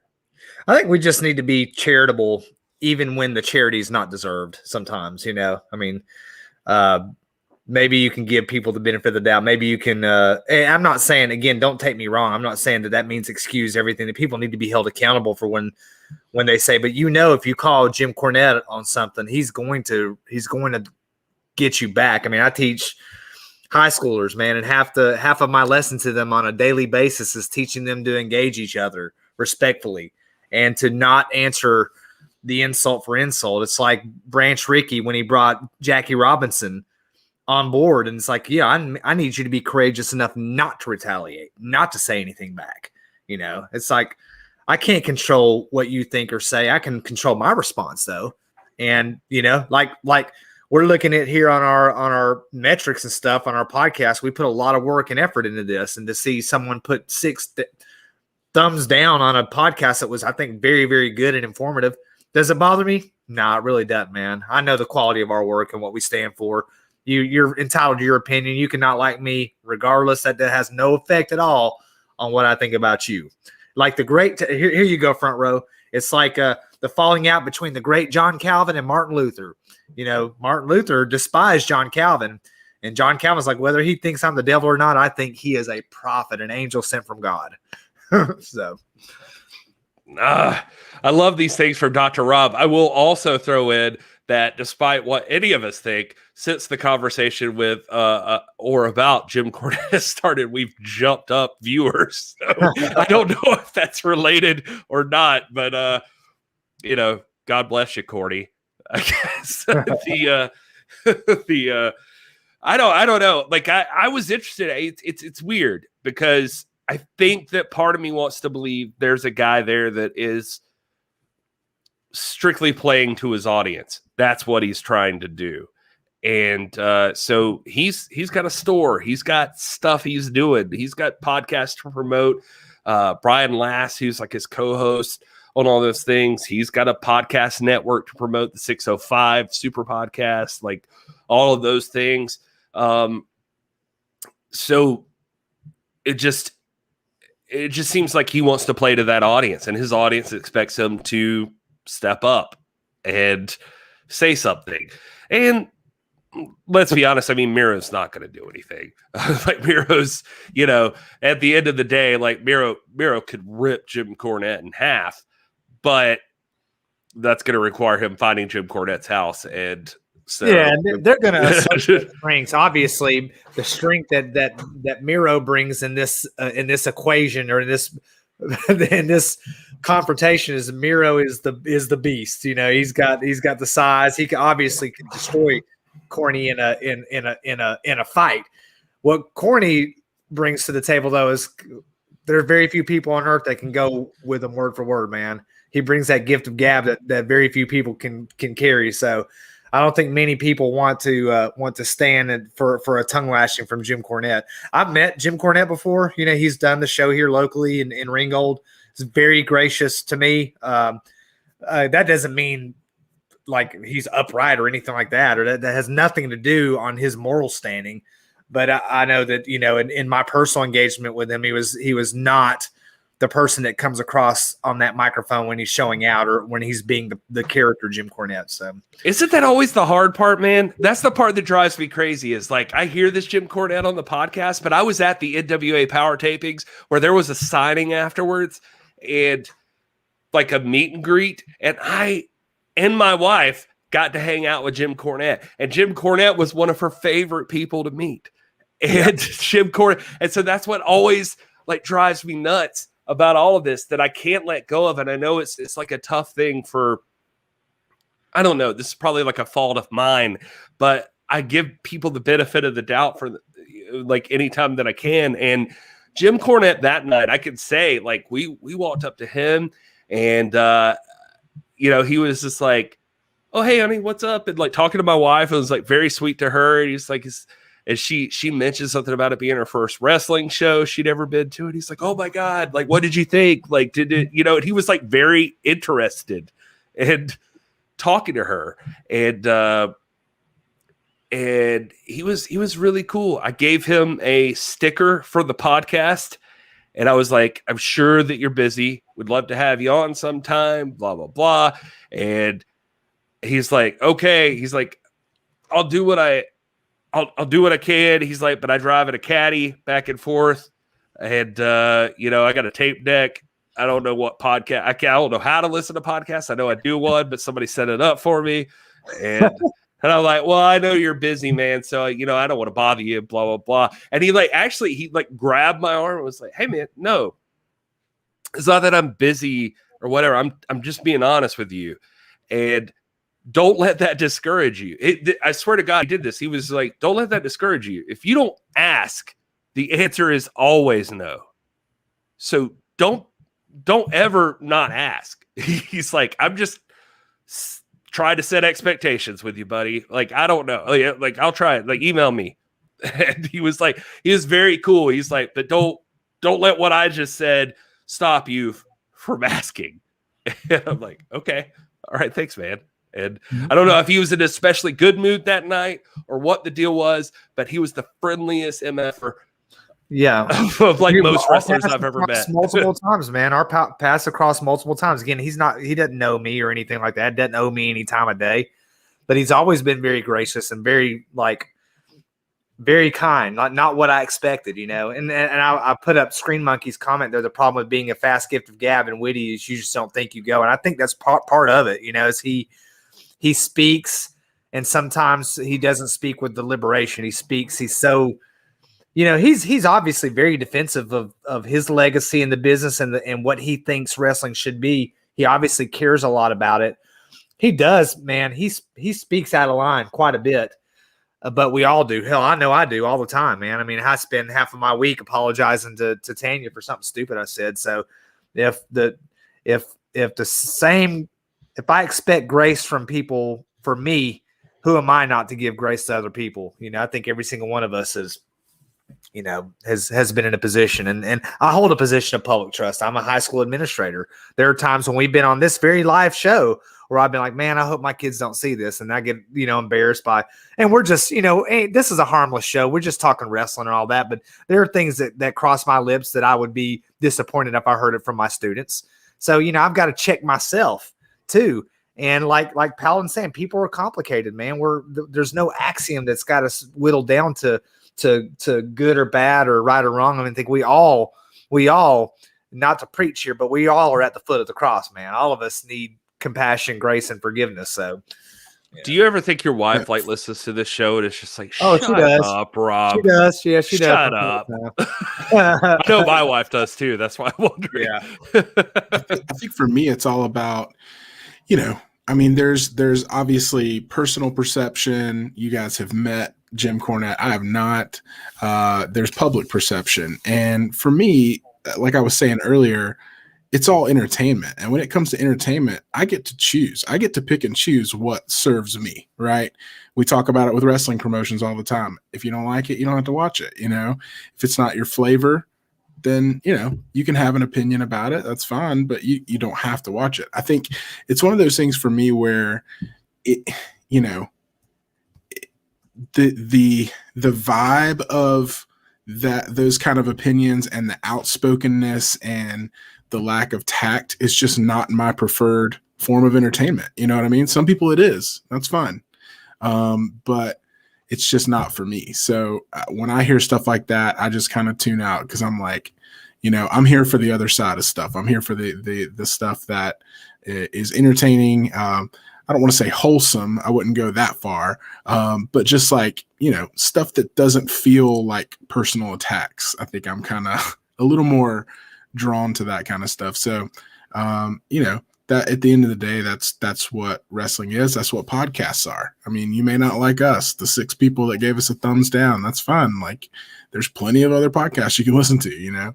And, so I think you're right though, Gary. I mean, I think Cornette knows his audience. He's spent a lot of time crafting it. And I know there's people saying he doesn't think before he speaks. I actually think he thinks really hard before he speaks. And I think he knows his character and he knows his audience. And it's his livelihood. So I think he's doing a great job for the position that he's in. But like I said, that's just not like, I'm not part of that audience. And that has nothing to do with his legacy or credibility or anything like that. It's just, we get to pick and choose what we watch and listen to, which is great. I think that he well, everything you just said. I think that he's crafted his own place, and he has no worry about finding another place in the wrestling business. Like he's finally reached that like true point that like everybody honestly probably hopes they get to, where they don't have to give a crap about ever getting a job or ever worrying about it. And so he's in a really comfortable spot of being like, well, I can just really play to this crowd. And that's all he worries about now. And the thing is, I will say, too, what I'll be completely bluntly honest here about one of the things that appeals to me about him is that, like, I don't listen to every podcast of his. He's not like a regular listen of mine. But when AEW Revolution happened and the exploding bar death match failed, I was like, I cannot wait for the Jim Cornette episode of this about this, like him reviewing this show. Like I really wanted to know what he said. And I think what it is like, it's easy to write off people that listen to Jim Cornette as like, oh, these people all think the same way or whatever. I think for some people too, he's like a outlet in a way. For a guy like me, who, if you were in our Discord or you saw me on Twitter, I was the guy who was defending AEW most of the time. Like, well, no, all of the time during that, because like a lot of people were like anxious to jump on and be like, this is the end. AEW is dead. This is the worst thing ever. Blah, blah, blah. And I'm like, it's really not, guys. Like, it's not the worst thing ever. Like, they'll work their way out of this. This is shit happens. And that's what's happened here. And it was, so it's like me, like constantly trying to play like the balancing act with like, yeah, it did suck. It sucks that it happened. It's okay to think that. And it's okay to think that it's not the end of the world for the whole company. Like there's to like try to walk that line. And then, but sometimes you're just like sitting there and you're like, man, it'll be fun as hell to hear somebody rail on this for an hour. Like it'll just be a blast. And I'm just being honest. That's how I felt about Jim Cornette's episode. I was just like, I just want to hear him go off. Like, cause like Chris Johnson said in the chat, he just has a way with words. The guy cuts promos. That's what he's done his whole life. Like that's his business. And he's damn good at it. And so I was just like, one day, just ready to go. Like, let's hear what Jim Cornette has to say about AEW Revolution. And I think that there's a huge audience that wants that exact thing. Maybe they get too far deep into it, some of them, and they try to like dictate their whole personality around who Jim Cornette is and want to be like Jim Cornette. I take Jim Cornette like Jim Cornette is, even if he says he's not, he's still a character. Like he's still playing a role.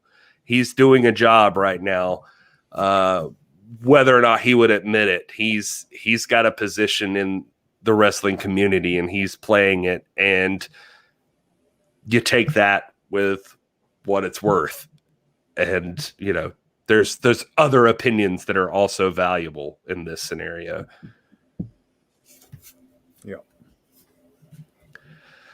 All right. Well, so let's see what else. I'm just throwing in the chat. Carl Posey, what's up, brother? How are you? It's good to see you. And I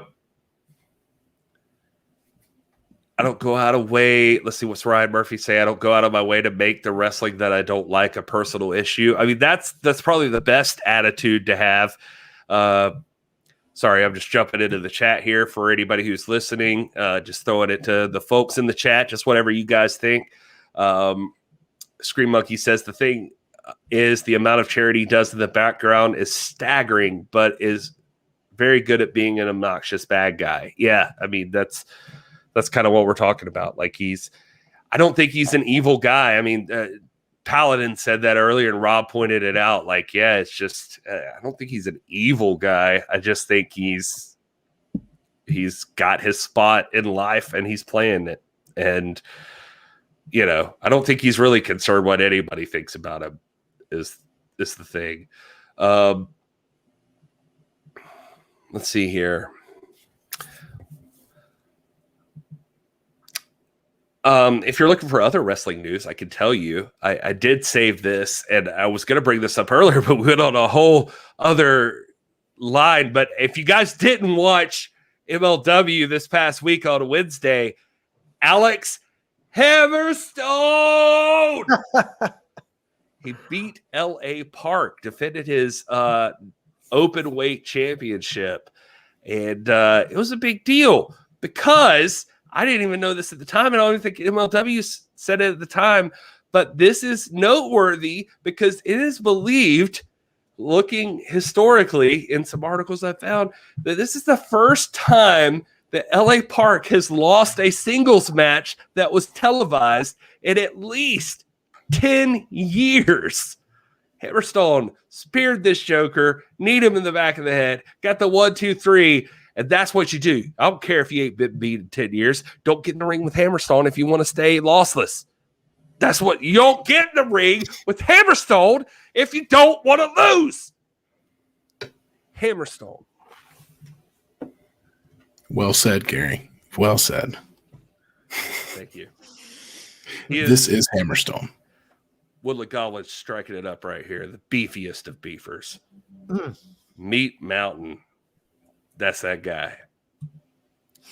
Anyway, so throw that in there. If you missed on ROH, Jay Lethal won a 4-way on television. He'll headline the anniversary pay-per-view on March 26th. He's challenging Arush for the ROH championship.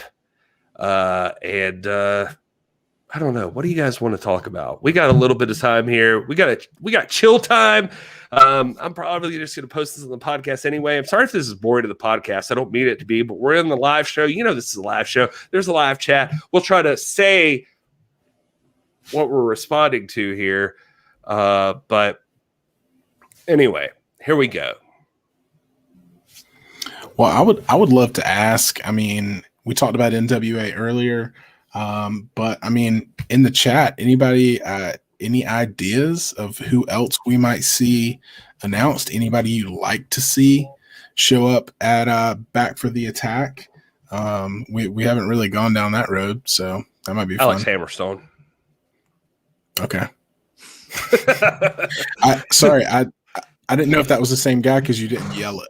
You just said, sorry. The same guy from MLW. If I could, just throwing some names out off the top of my head, like Carlito.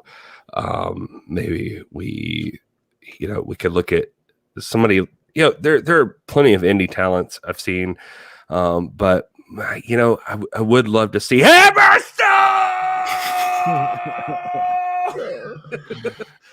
Well, you just woke up my children, so I'm just welcome. Oh, there it is. FTR. Oh, I clicked on the wrong one. Man, you guys are... There it is. FTR would be good. That's a dream for sure. And that's, I mean, you guys probably already guessed, and I think you alluded to it earlier. I mean, I at least want a tag team match. Is that too much to ask? If you're listening, National Wrestling Alliance, I need at least one tag team match. That's kind of where I'm sitting because I mean the whole that is weird, right? Like I mean, yeah. Sorry to jump in there, Will. No, I am finding that weird. I thought for sure 2 teams you would see were the War Kings, and you would also see Stevens and Kratos defend those tag team titles. Maybe they wouldn't be even in the same match, but surely you would see those 2 teams appear. And it is weird. They've been thrown in as singles competitors. So now with Stevens in the main event for the world title, it makes me wonder, is like Kratos going to be there? What's his role? Crimson and Jack Stain, do they not know that we know they're a tag team? Like we should, I don't know. It's just, it's a weird scenario. I'm curious about the tag teams. Rob, the tweet that you're looking at there was exactly the tweet that I didn't read. Yeah. Like it was my next step, and I was like, you know what, I'm like, man, cool it's hard to defend that one. Yeah. I was like, I'm just gonna cool it instead of going any deeper. I've had a couple of beers here, but I'm not gonna go any further. Somebody asked what I was drinking earlier, by the way, so I will respond to that. Barrier Brewing Company. It's called Crowning Achievement. You can see that there. And this is all about the announcement of the Real World Champion defending his crown. That's what this was for. And so, yeah, anyway, it's 12% drink, as you can probably tell at this point in the evening. But Rob, you look like you got something to say. Go, buddy. You look like you get amped up. You're like squiggling around. Right, I'm trying to digest this tweet. I'm like, golly. Gosh, man. All right, screw it. Let's do it. No. No, okay.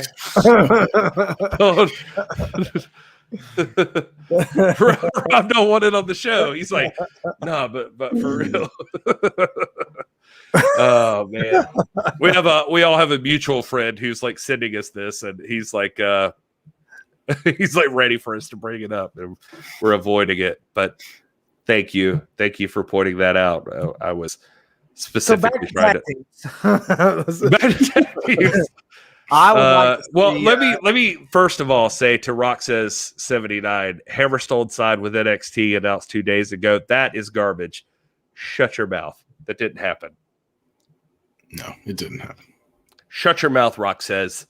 You are mistaken. We gotta see Tom Latimer, man. Gotta see Tom Latimer. Woodland Goblin's in there with Tom Latimer. One Price wants to see Ken Anderson back. We got Tom Latimer. We got Mae Valentine being in there. I feel strong that she's going to be back.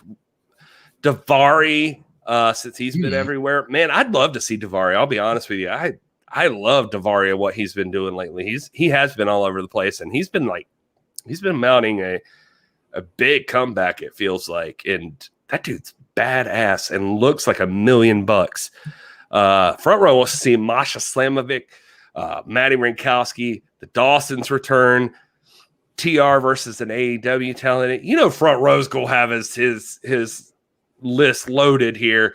But I will tell you what, Masha Slamovic, bring her on. I'm ready. She feels like NWA all day. Like if she's not already, like she could be molded into NWA talent. Like I like her. I like what she's bringing to the table there. Yeah, I saw her. I mean, I don't know if Ryan Romano's still in the chat. I was there at ringside, man. We saw her, at Mission Pro, and she brings a lot of skills. She's wrestled in 6 or 7 different countries. Yeah, Rachel Rose would be great. Some of those Mission Pro women would be fantastic. But I got to see my girl Camille, man. I got to see Camille in there. And shame on all of you for not mentioning Camille before now. My dogs are getting riled up out there. Yeah, they're getting ramped up. They're like, "What the hell? Y'all ain't said Camille? What are you doing?" Yeah, you got to have there's going to be the core there, the core of the NWA. That's gonna, and then you're going to have some new talent, obviously. So, oh man, what was that? Well, what happened over there? Rob's in our Twitter DMs is what Rob's problem is. I'll buy it. I'll check it. Let's see. I see Willie Mack mentioned here. Let's see. All this is going to be the 4th Horseman, but it was MJF. First of all, Paladin, nobody here predicted Aldis was going to be the 4th Horseman. Nobody on this show predicted that. We threw up the rumor that was going around randomly. I don't know even where it freaking started. Which was a guy with Photoshop, apparently, who wanted to put Aldis on something, and he was like, rumor. Yeah, you just gotta say. I can't go back and quote me right now, but I am 90% sure we all were like, there is no chance this was happening. Yeah, I mean, I can pull up. I have Photoshop. I can put Rob on there and be like, "Hey, it's now a triple threat match: Aaron Stevens, Nick Aldis, and Dr. Rob." Rumor. I've got a 3rd degree Mongrovian black belt, so I don't know how that's going to stand up. I can tell you how that's going to stand up. I can tell you how. Pounds, man. Yeah, I can tell you. Let's not even venture that way. I can tell you how much that means in the real world, Rob. The James Lawrence wants the Briscoes, don't we all? Oh man, that'd be great. I'd love the Briscoes in there. Teams. We need tag teams. Briscoes, Dawsons. What other tag teams are out there? I mean, if you're gonna do crossovers, people like the Briscoes, Amen, Rachel Rose, loved. Okay. So out of Mission Pro Wrestling. Who are the people? Like, it feels like Maddie's gone to AEW. So, and I love Maddie Rinkowski. Don't get me wrong. I'm a big fan. But I feel like Rachel Rose and Masha Slamovic, like, are the people. Maybe Genocide just to get a feud with Camille would be awesome. But every time we've been and we see Genocide, that we say that exact same thing. We're like, man, she was made to work with Camille. I mean, they look a lot alike. I mean, they've similar builds and, similar styles. That'd be fantastic. I'd like to see that. Yeah. La Rosa Negra, she's probably next to Thunder Rosa. She's probably the most skilled technician in Mission Pro Wrestling, the current MPW champion. She'd be good.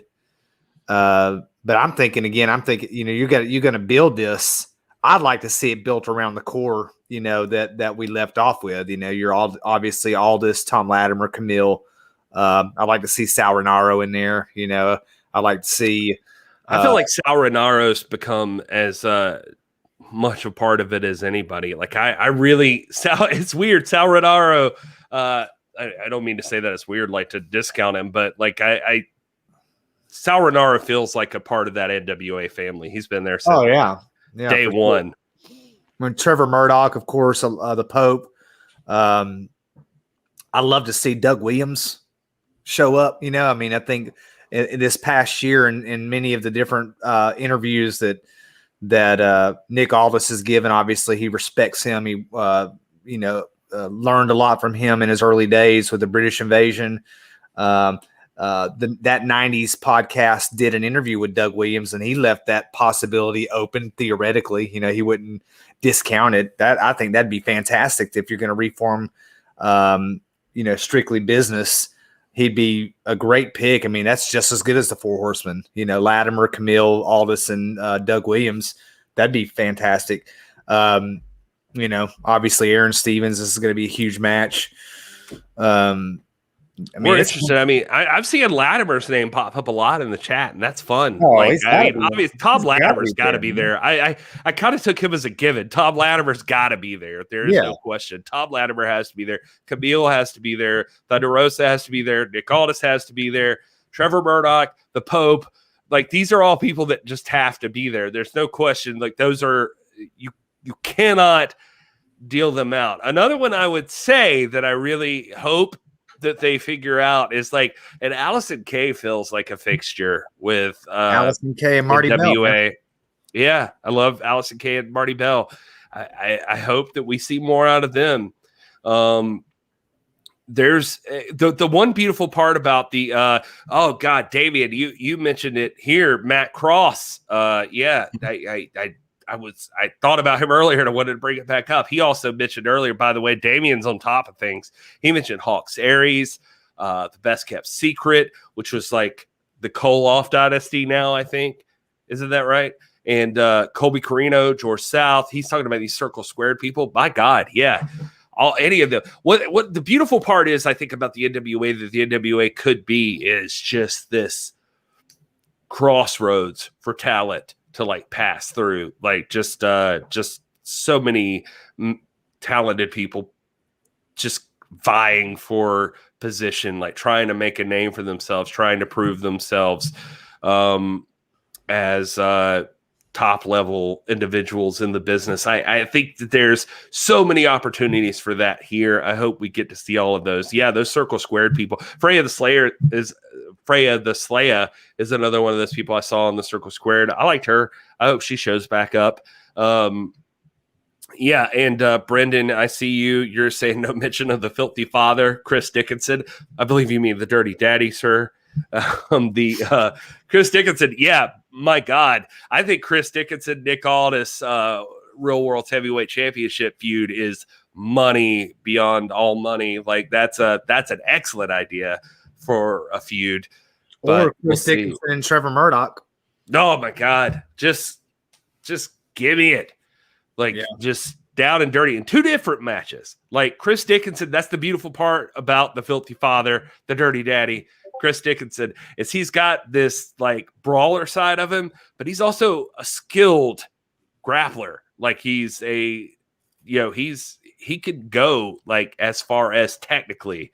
And so that's what you use with Nick Aldis. What if we see some Ring of Honor talent show up, Yeah, that's what I was going to say. I mean, that door's still open, I would assume. Talking about tag teams, you got Villain Enterprises, sans Marty, obviously, at this point. But, yeah, PCO and Brody, and you've got, there's unfinished business between Mike Bennett and Nick Aldis. Yeah, EC3, who is now officially part of Ring of Honor. Like, man, could you imagine him, deciding he wanted to go after the 10 pounds of gold? That would be that'd be such a blast. I was hoping to see that, honestly. When I saw he signed full time with Ring of Honor, it let me down a little bit because I really wanted EC3 and the NWA. But like you said, Will, I mean, that doesn't mean anything. That doesn't mean he can't work with the NWA. As far as we know, there is still a Ring of Honor deal in place. I see Joe Hennig in the chat, and that is a name that Nick Aldis has brought up on multiple occasions. And bring Joe Hennig. Give Joe Hennig a chance to shine in the NWA. That absolutely should happen. So we're just out here fantasy booking, man. We're just like, it's like Chris. This is like Christmas Eve. But the thing is, Rob, it's like what we're talking about is like we're throwing all these names out in the chat, just over here throwing it out. What drives me crazy is like all the people that this whole time, and you know who I'm talking to. You can hear me right now, or you can see me talking to you. I'm looking at the camera and I'm telling you, all the people who said the NWA was dead, or what is the NWA going to do because their whole roster is gone, or yada, yada, yada, yada, yada. Bullshit. You guys rambled on and you talked all that crap, but the NWA is back, baby. They're back for the attack. You see it on the 21st. It's going to be live on pay-per-view, and then they're taping Power right after. NWA Power is back. Pay-per-views are back, and you were worried about the roster?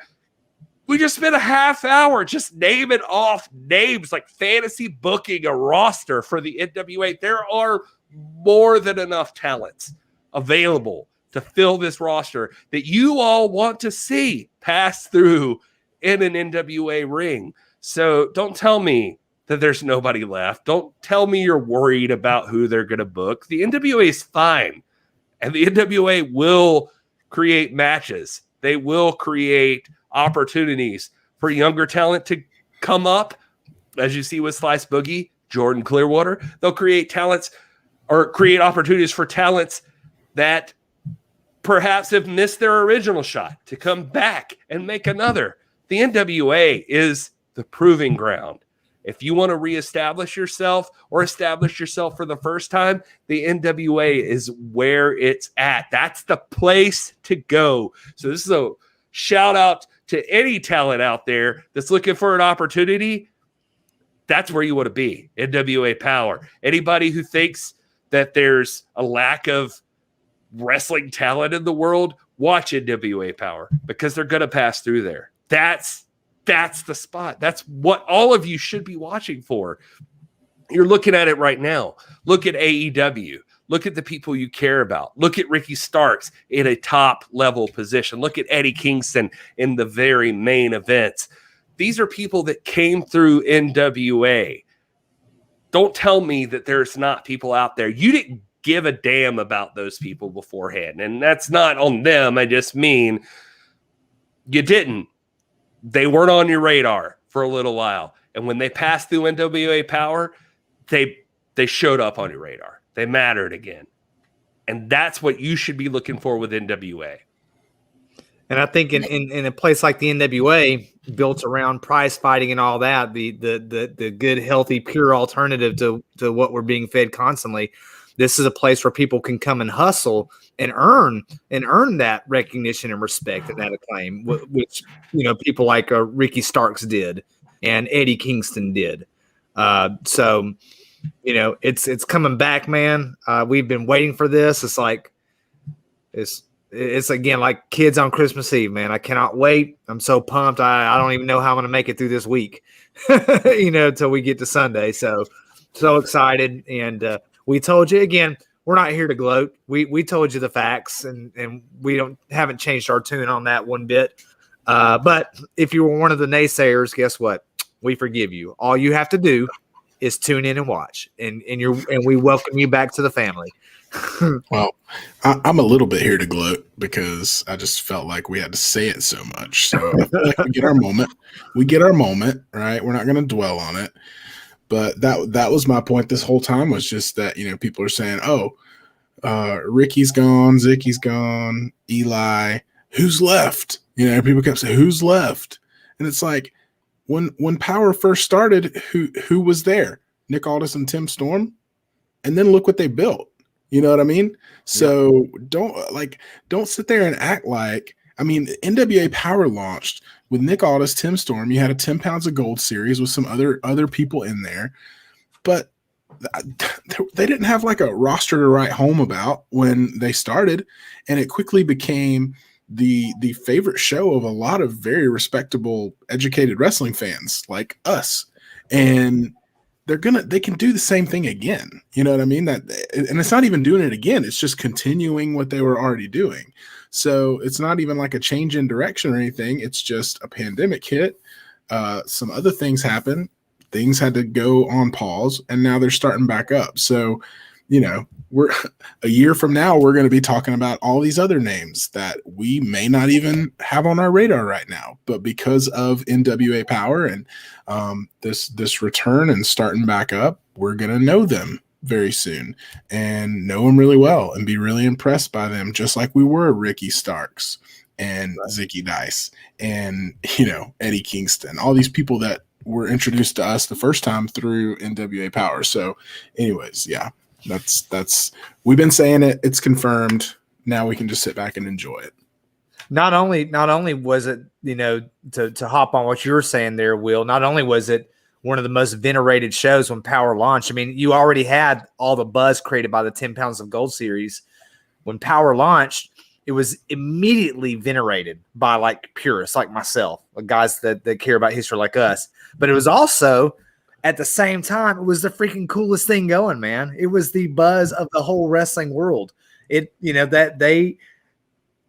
Storm, Nick Aldis, and Joseph Hudson put NWA back on the map, and they're about to do it again. And they're already on the map. Guys, we just got world title status handed back to Pro Wrestling Illustrated for the first time in 14 years. They didn't just do it because they liked the color of the sky that day. They did it because guys like Aldis have continued to hustle, and they represent the lineal brand, the lineal name that means everything in pro wrestling. So much so that belt, that 10 pounds of gold, that original 10 pounds of gold hangs in Triple H's office.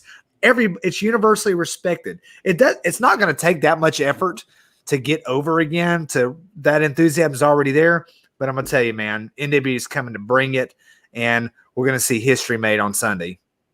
Dude, Rob, you even put it in your scholarly level that you do it, and allow me to say it. Like, hopefully you all know me and you've seen me on here, and even Whiskey Gary or Tequila Gary or whatever. I still like to try to be a humble guy, and I try to be nice.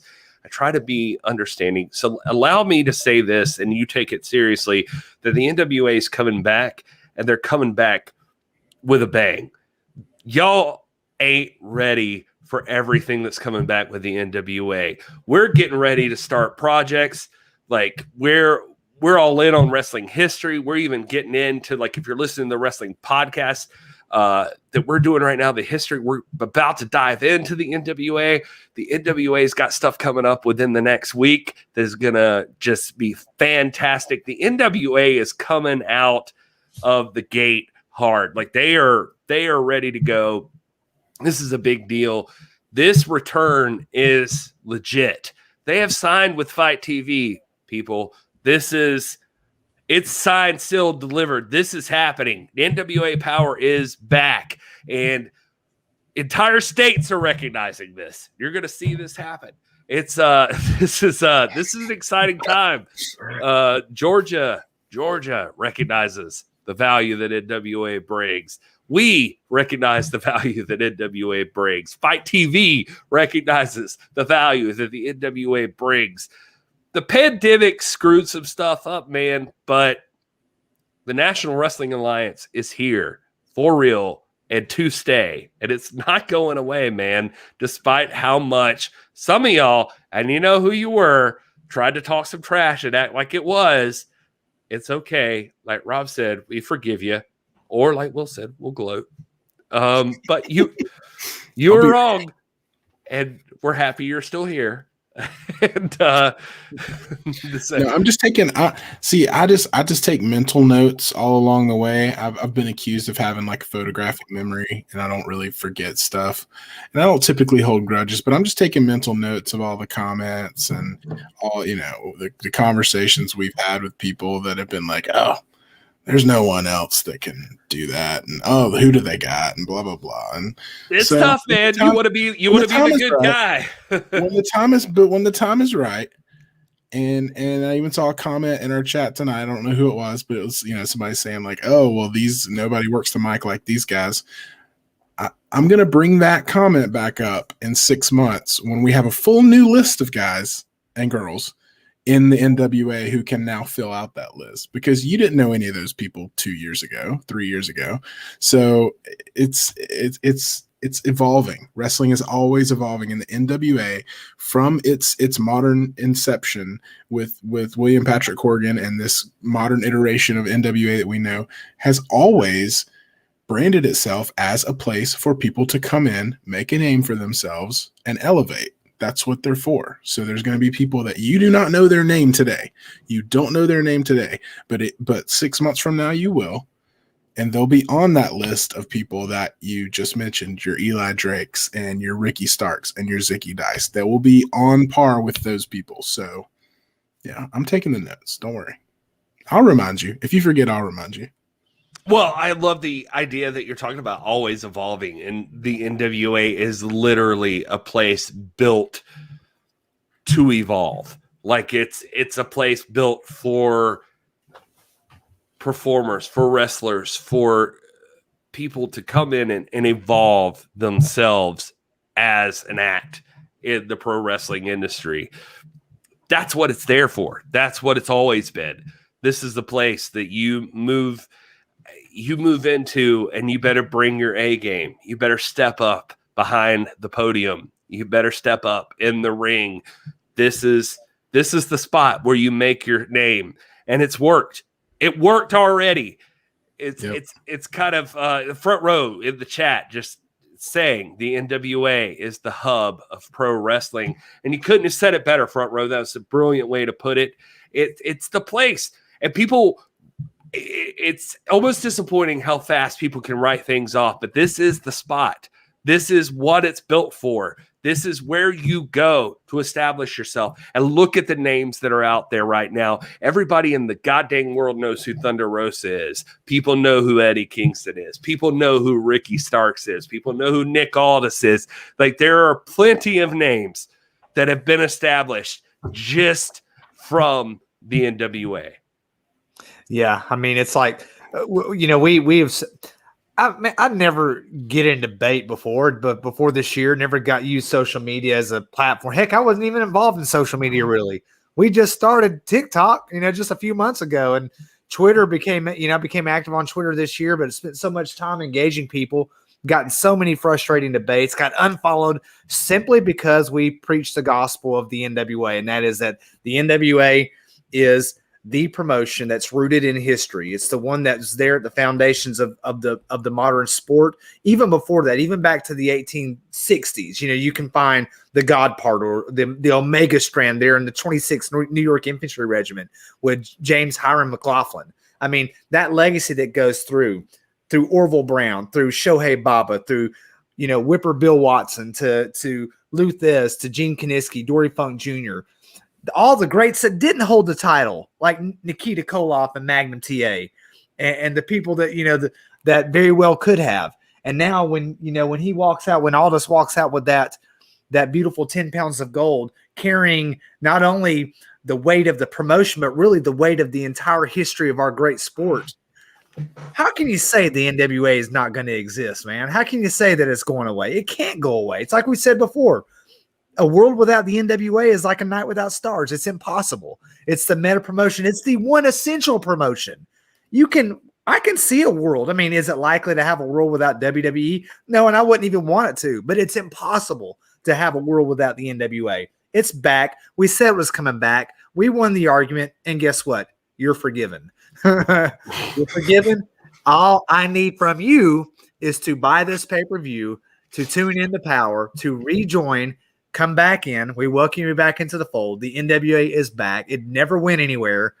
It's here. It's going to reemerge as the coolest, most venerated, most important, most essential, really the only essential thing going on in the world of professional wrestling. It's going to be a great week, man. I'm so pumped. Dude, this is it. This is the last week of just loosey-goosey, normal, run-of-the-mill wrestling action. Starting next week, the NWA is back. The National Wrestling Alliance is back. Not only the National Wrestling Alliance, by the way, Mission Pro Wrestling is back with I just forgot the pay-per-view name, Rob. Oh, Wishes Granted. Wishes Granted. God, why did the name just slip my mind? Wishes Granted is coming back next week. NWA is back next week. It's getting real in the wrestling world. The world's getting back to normal. You guys, we want to be the spot you come hang out. So I'm talking to you, Damien. I'm talking to you, Caesar, in the chat. I'm talking to you, Rossville. I'm talking to you, Woodland. Promises. I'm sorry, Wishes empty Granted. Promises. It's empty. I was just at Wishes Granted. It's empty promises. Thank you, Front Row. I apologize. Front Row about to have your ass. Yeah, man. Mission Pro Wrestling Mission Pro Wrestling on March 20th. NWA back for the attack on March 21st. This for us, for people like us, for people who love real pro wrestling. This is it. This coming weekend, this is the one. This is the one you got to be here for. Thunder Rosa having a hell of a week already, right here off the bat. Ryan, Damian, Paladin, Front Row, Woodland, Brendan, Nelson, Cesar. I see you guys. I see you all in the chat. Ryan, everybody, Rosville, we want you guys to be here with us. We're going to cover this stuff top to bottom, and we need you folks in the chat here with us. We need you to join our Discord if you haven't already, you animals. You got to go over to the Twitter. You got to hit the pin tweet right at the top. You got to hit that link. You got to join the Discord. Get in on the conversation. Yeah, Paladin, I'll mention it. God, would you lay off? Are you guys going to talk about Thunder Rosa and Britt Baker making AEW history as they're the first women to main card the show? Yeah, but we usually have a Tuesday live show, and we were going to get it to it then. But you're right, Paladin. Thunder Rosa deserves that credit. Thunder Rosa is going to be nailing it on Saturday, Sunday, and Wednesday. Like she's just all over the place. Thunder Rosa's a god in the wrestling world. We get it. We've been saying that. I mean, honestly, though, that's been a thing we've been telling y'all for like over a year now. So, and you guys know because y'all have been here. You guys have been faithful. We've been here putting these hours in this whole time, but y'all been right here with us, and you guys deserve as much of the joy and the credit to be able to gloat about the return of NWA that we've been bragging about and promising the whole time. I mean, Front Row's been here probably every single hour that we put in here. Front Row's been right there, man. Ryan Murphy's been in there. We haven't seen wrestling with the MMA for a while, but he's been part of it. James Lawrence, all you guys that we're not mentioning, man, you guys have labored just like we have. I mean, I see James Lawrence out in the Discord and on his own social media channels defending Aldis, defending the NWA. Not that they need our defending. They don't need our defending, but he's been doing it. He's been putting in the work, and stuff. And this is a joyous occasion this week. It's like a holiday, and we all should be able to enjoy this together because we've all been laboring, again, preaching the gospel of the NWA, and it's coming to fruition. We've made it. It's here. The dark days are over. Brendan in here, fired up. Gary is the best, Gary. LOL. Well, look, man, I'm excited. This is as excited as I've been about wrestling in a year. This is the week, man. It's coming right now. Everything we ever hoped for in wrestling is about to happen. The wrestling that matters is back. It is kicking into high gear. This stuff is crazy. And Damian, don't you tease me with some nonsense like Hammerstone versus Aldis. Hammerstone versus Aldis. I don't even know what I'd do. I'd lose my freaking mind. But hopefully one day, yes. But you guys, everybody hearing the sound of our voices right now, you have to subscribe to the podcast. You have to go to the NWA YouTube and subscribe to that YouTube. We'll tell you more on why that's important later. But you got to also subscribe to our YouTube. We'd appreciate that. You got to hit us up on Twitter, TIPW Show. Well, actually, that's on Instagram. That's on everything, at TIPW Show. On all the stuff. Rob, do you have something you want to add before we wrap this thing up? No, I'll just say that, I don't want to be presumptuous, but with the NWA relaunching, obviously we're going to be covering it very closely. I would expect probably some audience growth for us, but I want to talk to everyone that's here now as the OGs that have been here over the past year. We will not forget that. And we see your names. We know who you are. You were always here. You'll help us welcome in the new audience as people who were faithful through the past year, and we'll recognize that for sure. So I'm excited about it. This time next week we will be reviewing an NWA pay-per-view. Just think about that. 1 week from today, right now. So yeah. Don't try to contain your excitement. Let it out. Get it out there. Put it on social media. Let everyone know that doesn't know that the NWA is back, and we're going to be watching it really closely and obviously talking about it a lot. You think we talked about it a lot tonight? Buckle up, because we're going to be talking about it a lot starting Sunday. Yeah, for sure. And we need you, just like you've helped us and we've helped each other along this last year. And so we need you to help us grow this fam, this hashtag NWA fam, to embrace new members, let them know that this is a place for free discourse, discussion, healthy debate, a respectful, positive place. But let's grow this. Let's make the hashtag NWA fam the biggest thing in the world of pro wrestling, man. At least the most essential thing. And, well, like I said, we appreciate you guys being along for the ride this whole time. And I'm so excited, and I'm glad to share this ride with you guys. Yeah, the big thing is going to be just including the NWA as part of the discussion. That's what we're considering. We consider the thing you have to understand about us, and that when you share us with other people, is that we throw in the NWA, and you're going to have to expect this, that the NWA is as much of a discussion in the wrestling community as AEW or WWE. The NWA is already on par with all of those brands, all of the top brands that you want. The NWA is part of that. This pay-per-view is just a welcome back. That's what it is. I expect it to be good. I expect some quality wrestling. I expect some fun stuff. I expect some surprises. I expect it to be a lot of fun for Back for the Attack. But also consider it's a welcome back. The NWA is back, and NWA Power starts shortly thereafter, and that's what you're here for. You want to see that studio wrestling one more time, and it's here for you. We're excited. And God, we didn't even get into everything. We were talking, there's a commentary team to consider, by God. Who's going to help Joe Galley? I don't know. We're going to find out. Who's going to talk to you about all this NWA stuff? Well, I can already tell you that's going to be us. We're going to be here to talk to you about all this NWA stuff. And we're going to be talking to you about all the pro wrestling. Anyway, all right, enough rambling. You guys you probably have to work. Power returns on March 23rd. NWA Back for the Attack happens on the afternoon of Sunday, March 21st. I hope you're all going to be here hanging out with us, because I can guarantee you we're just going to be ready for it. We're going to be here. We're going to be ready for it.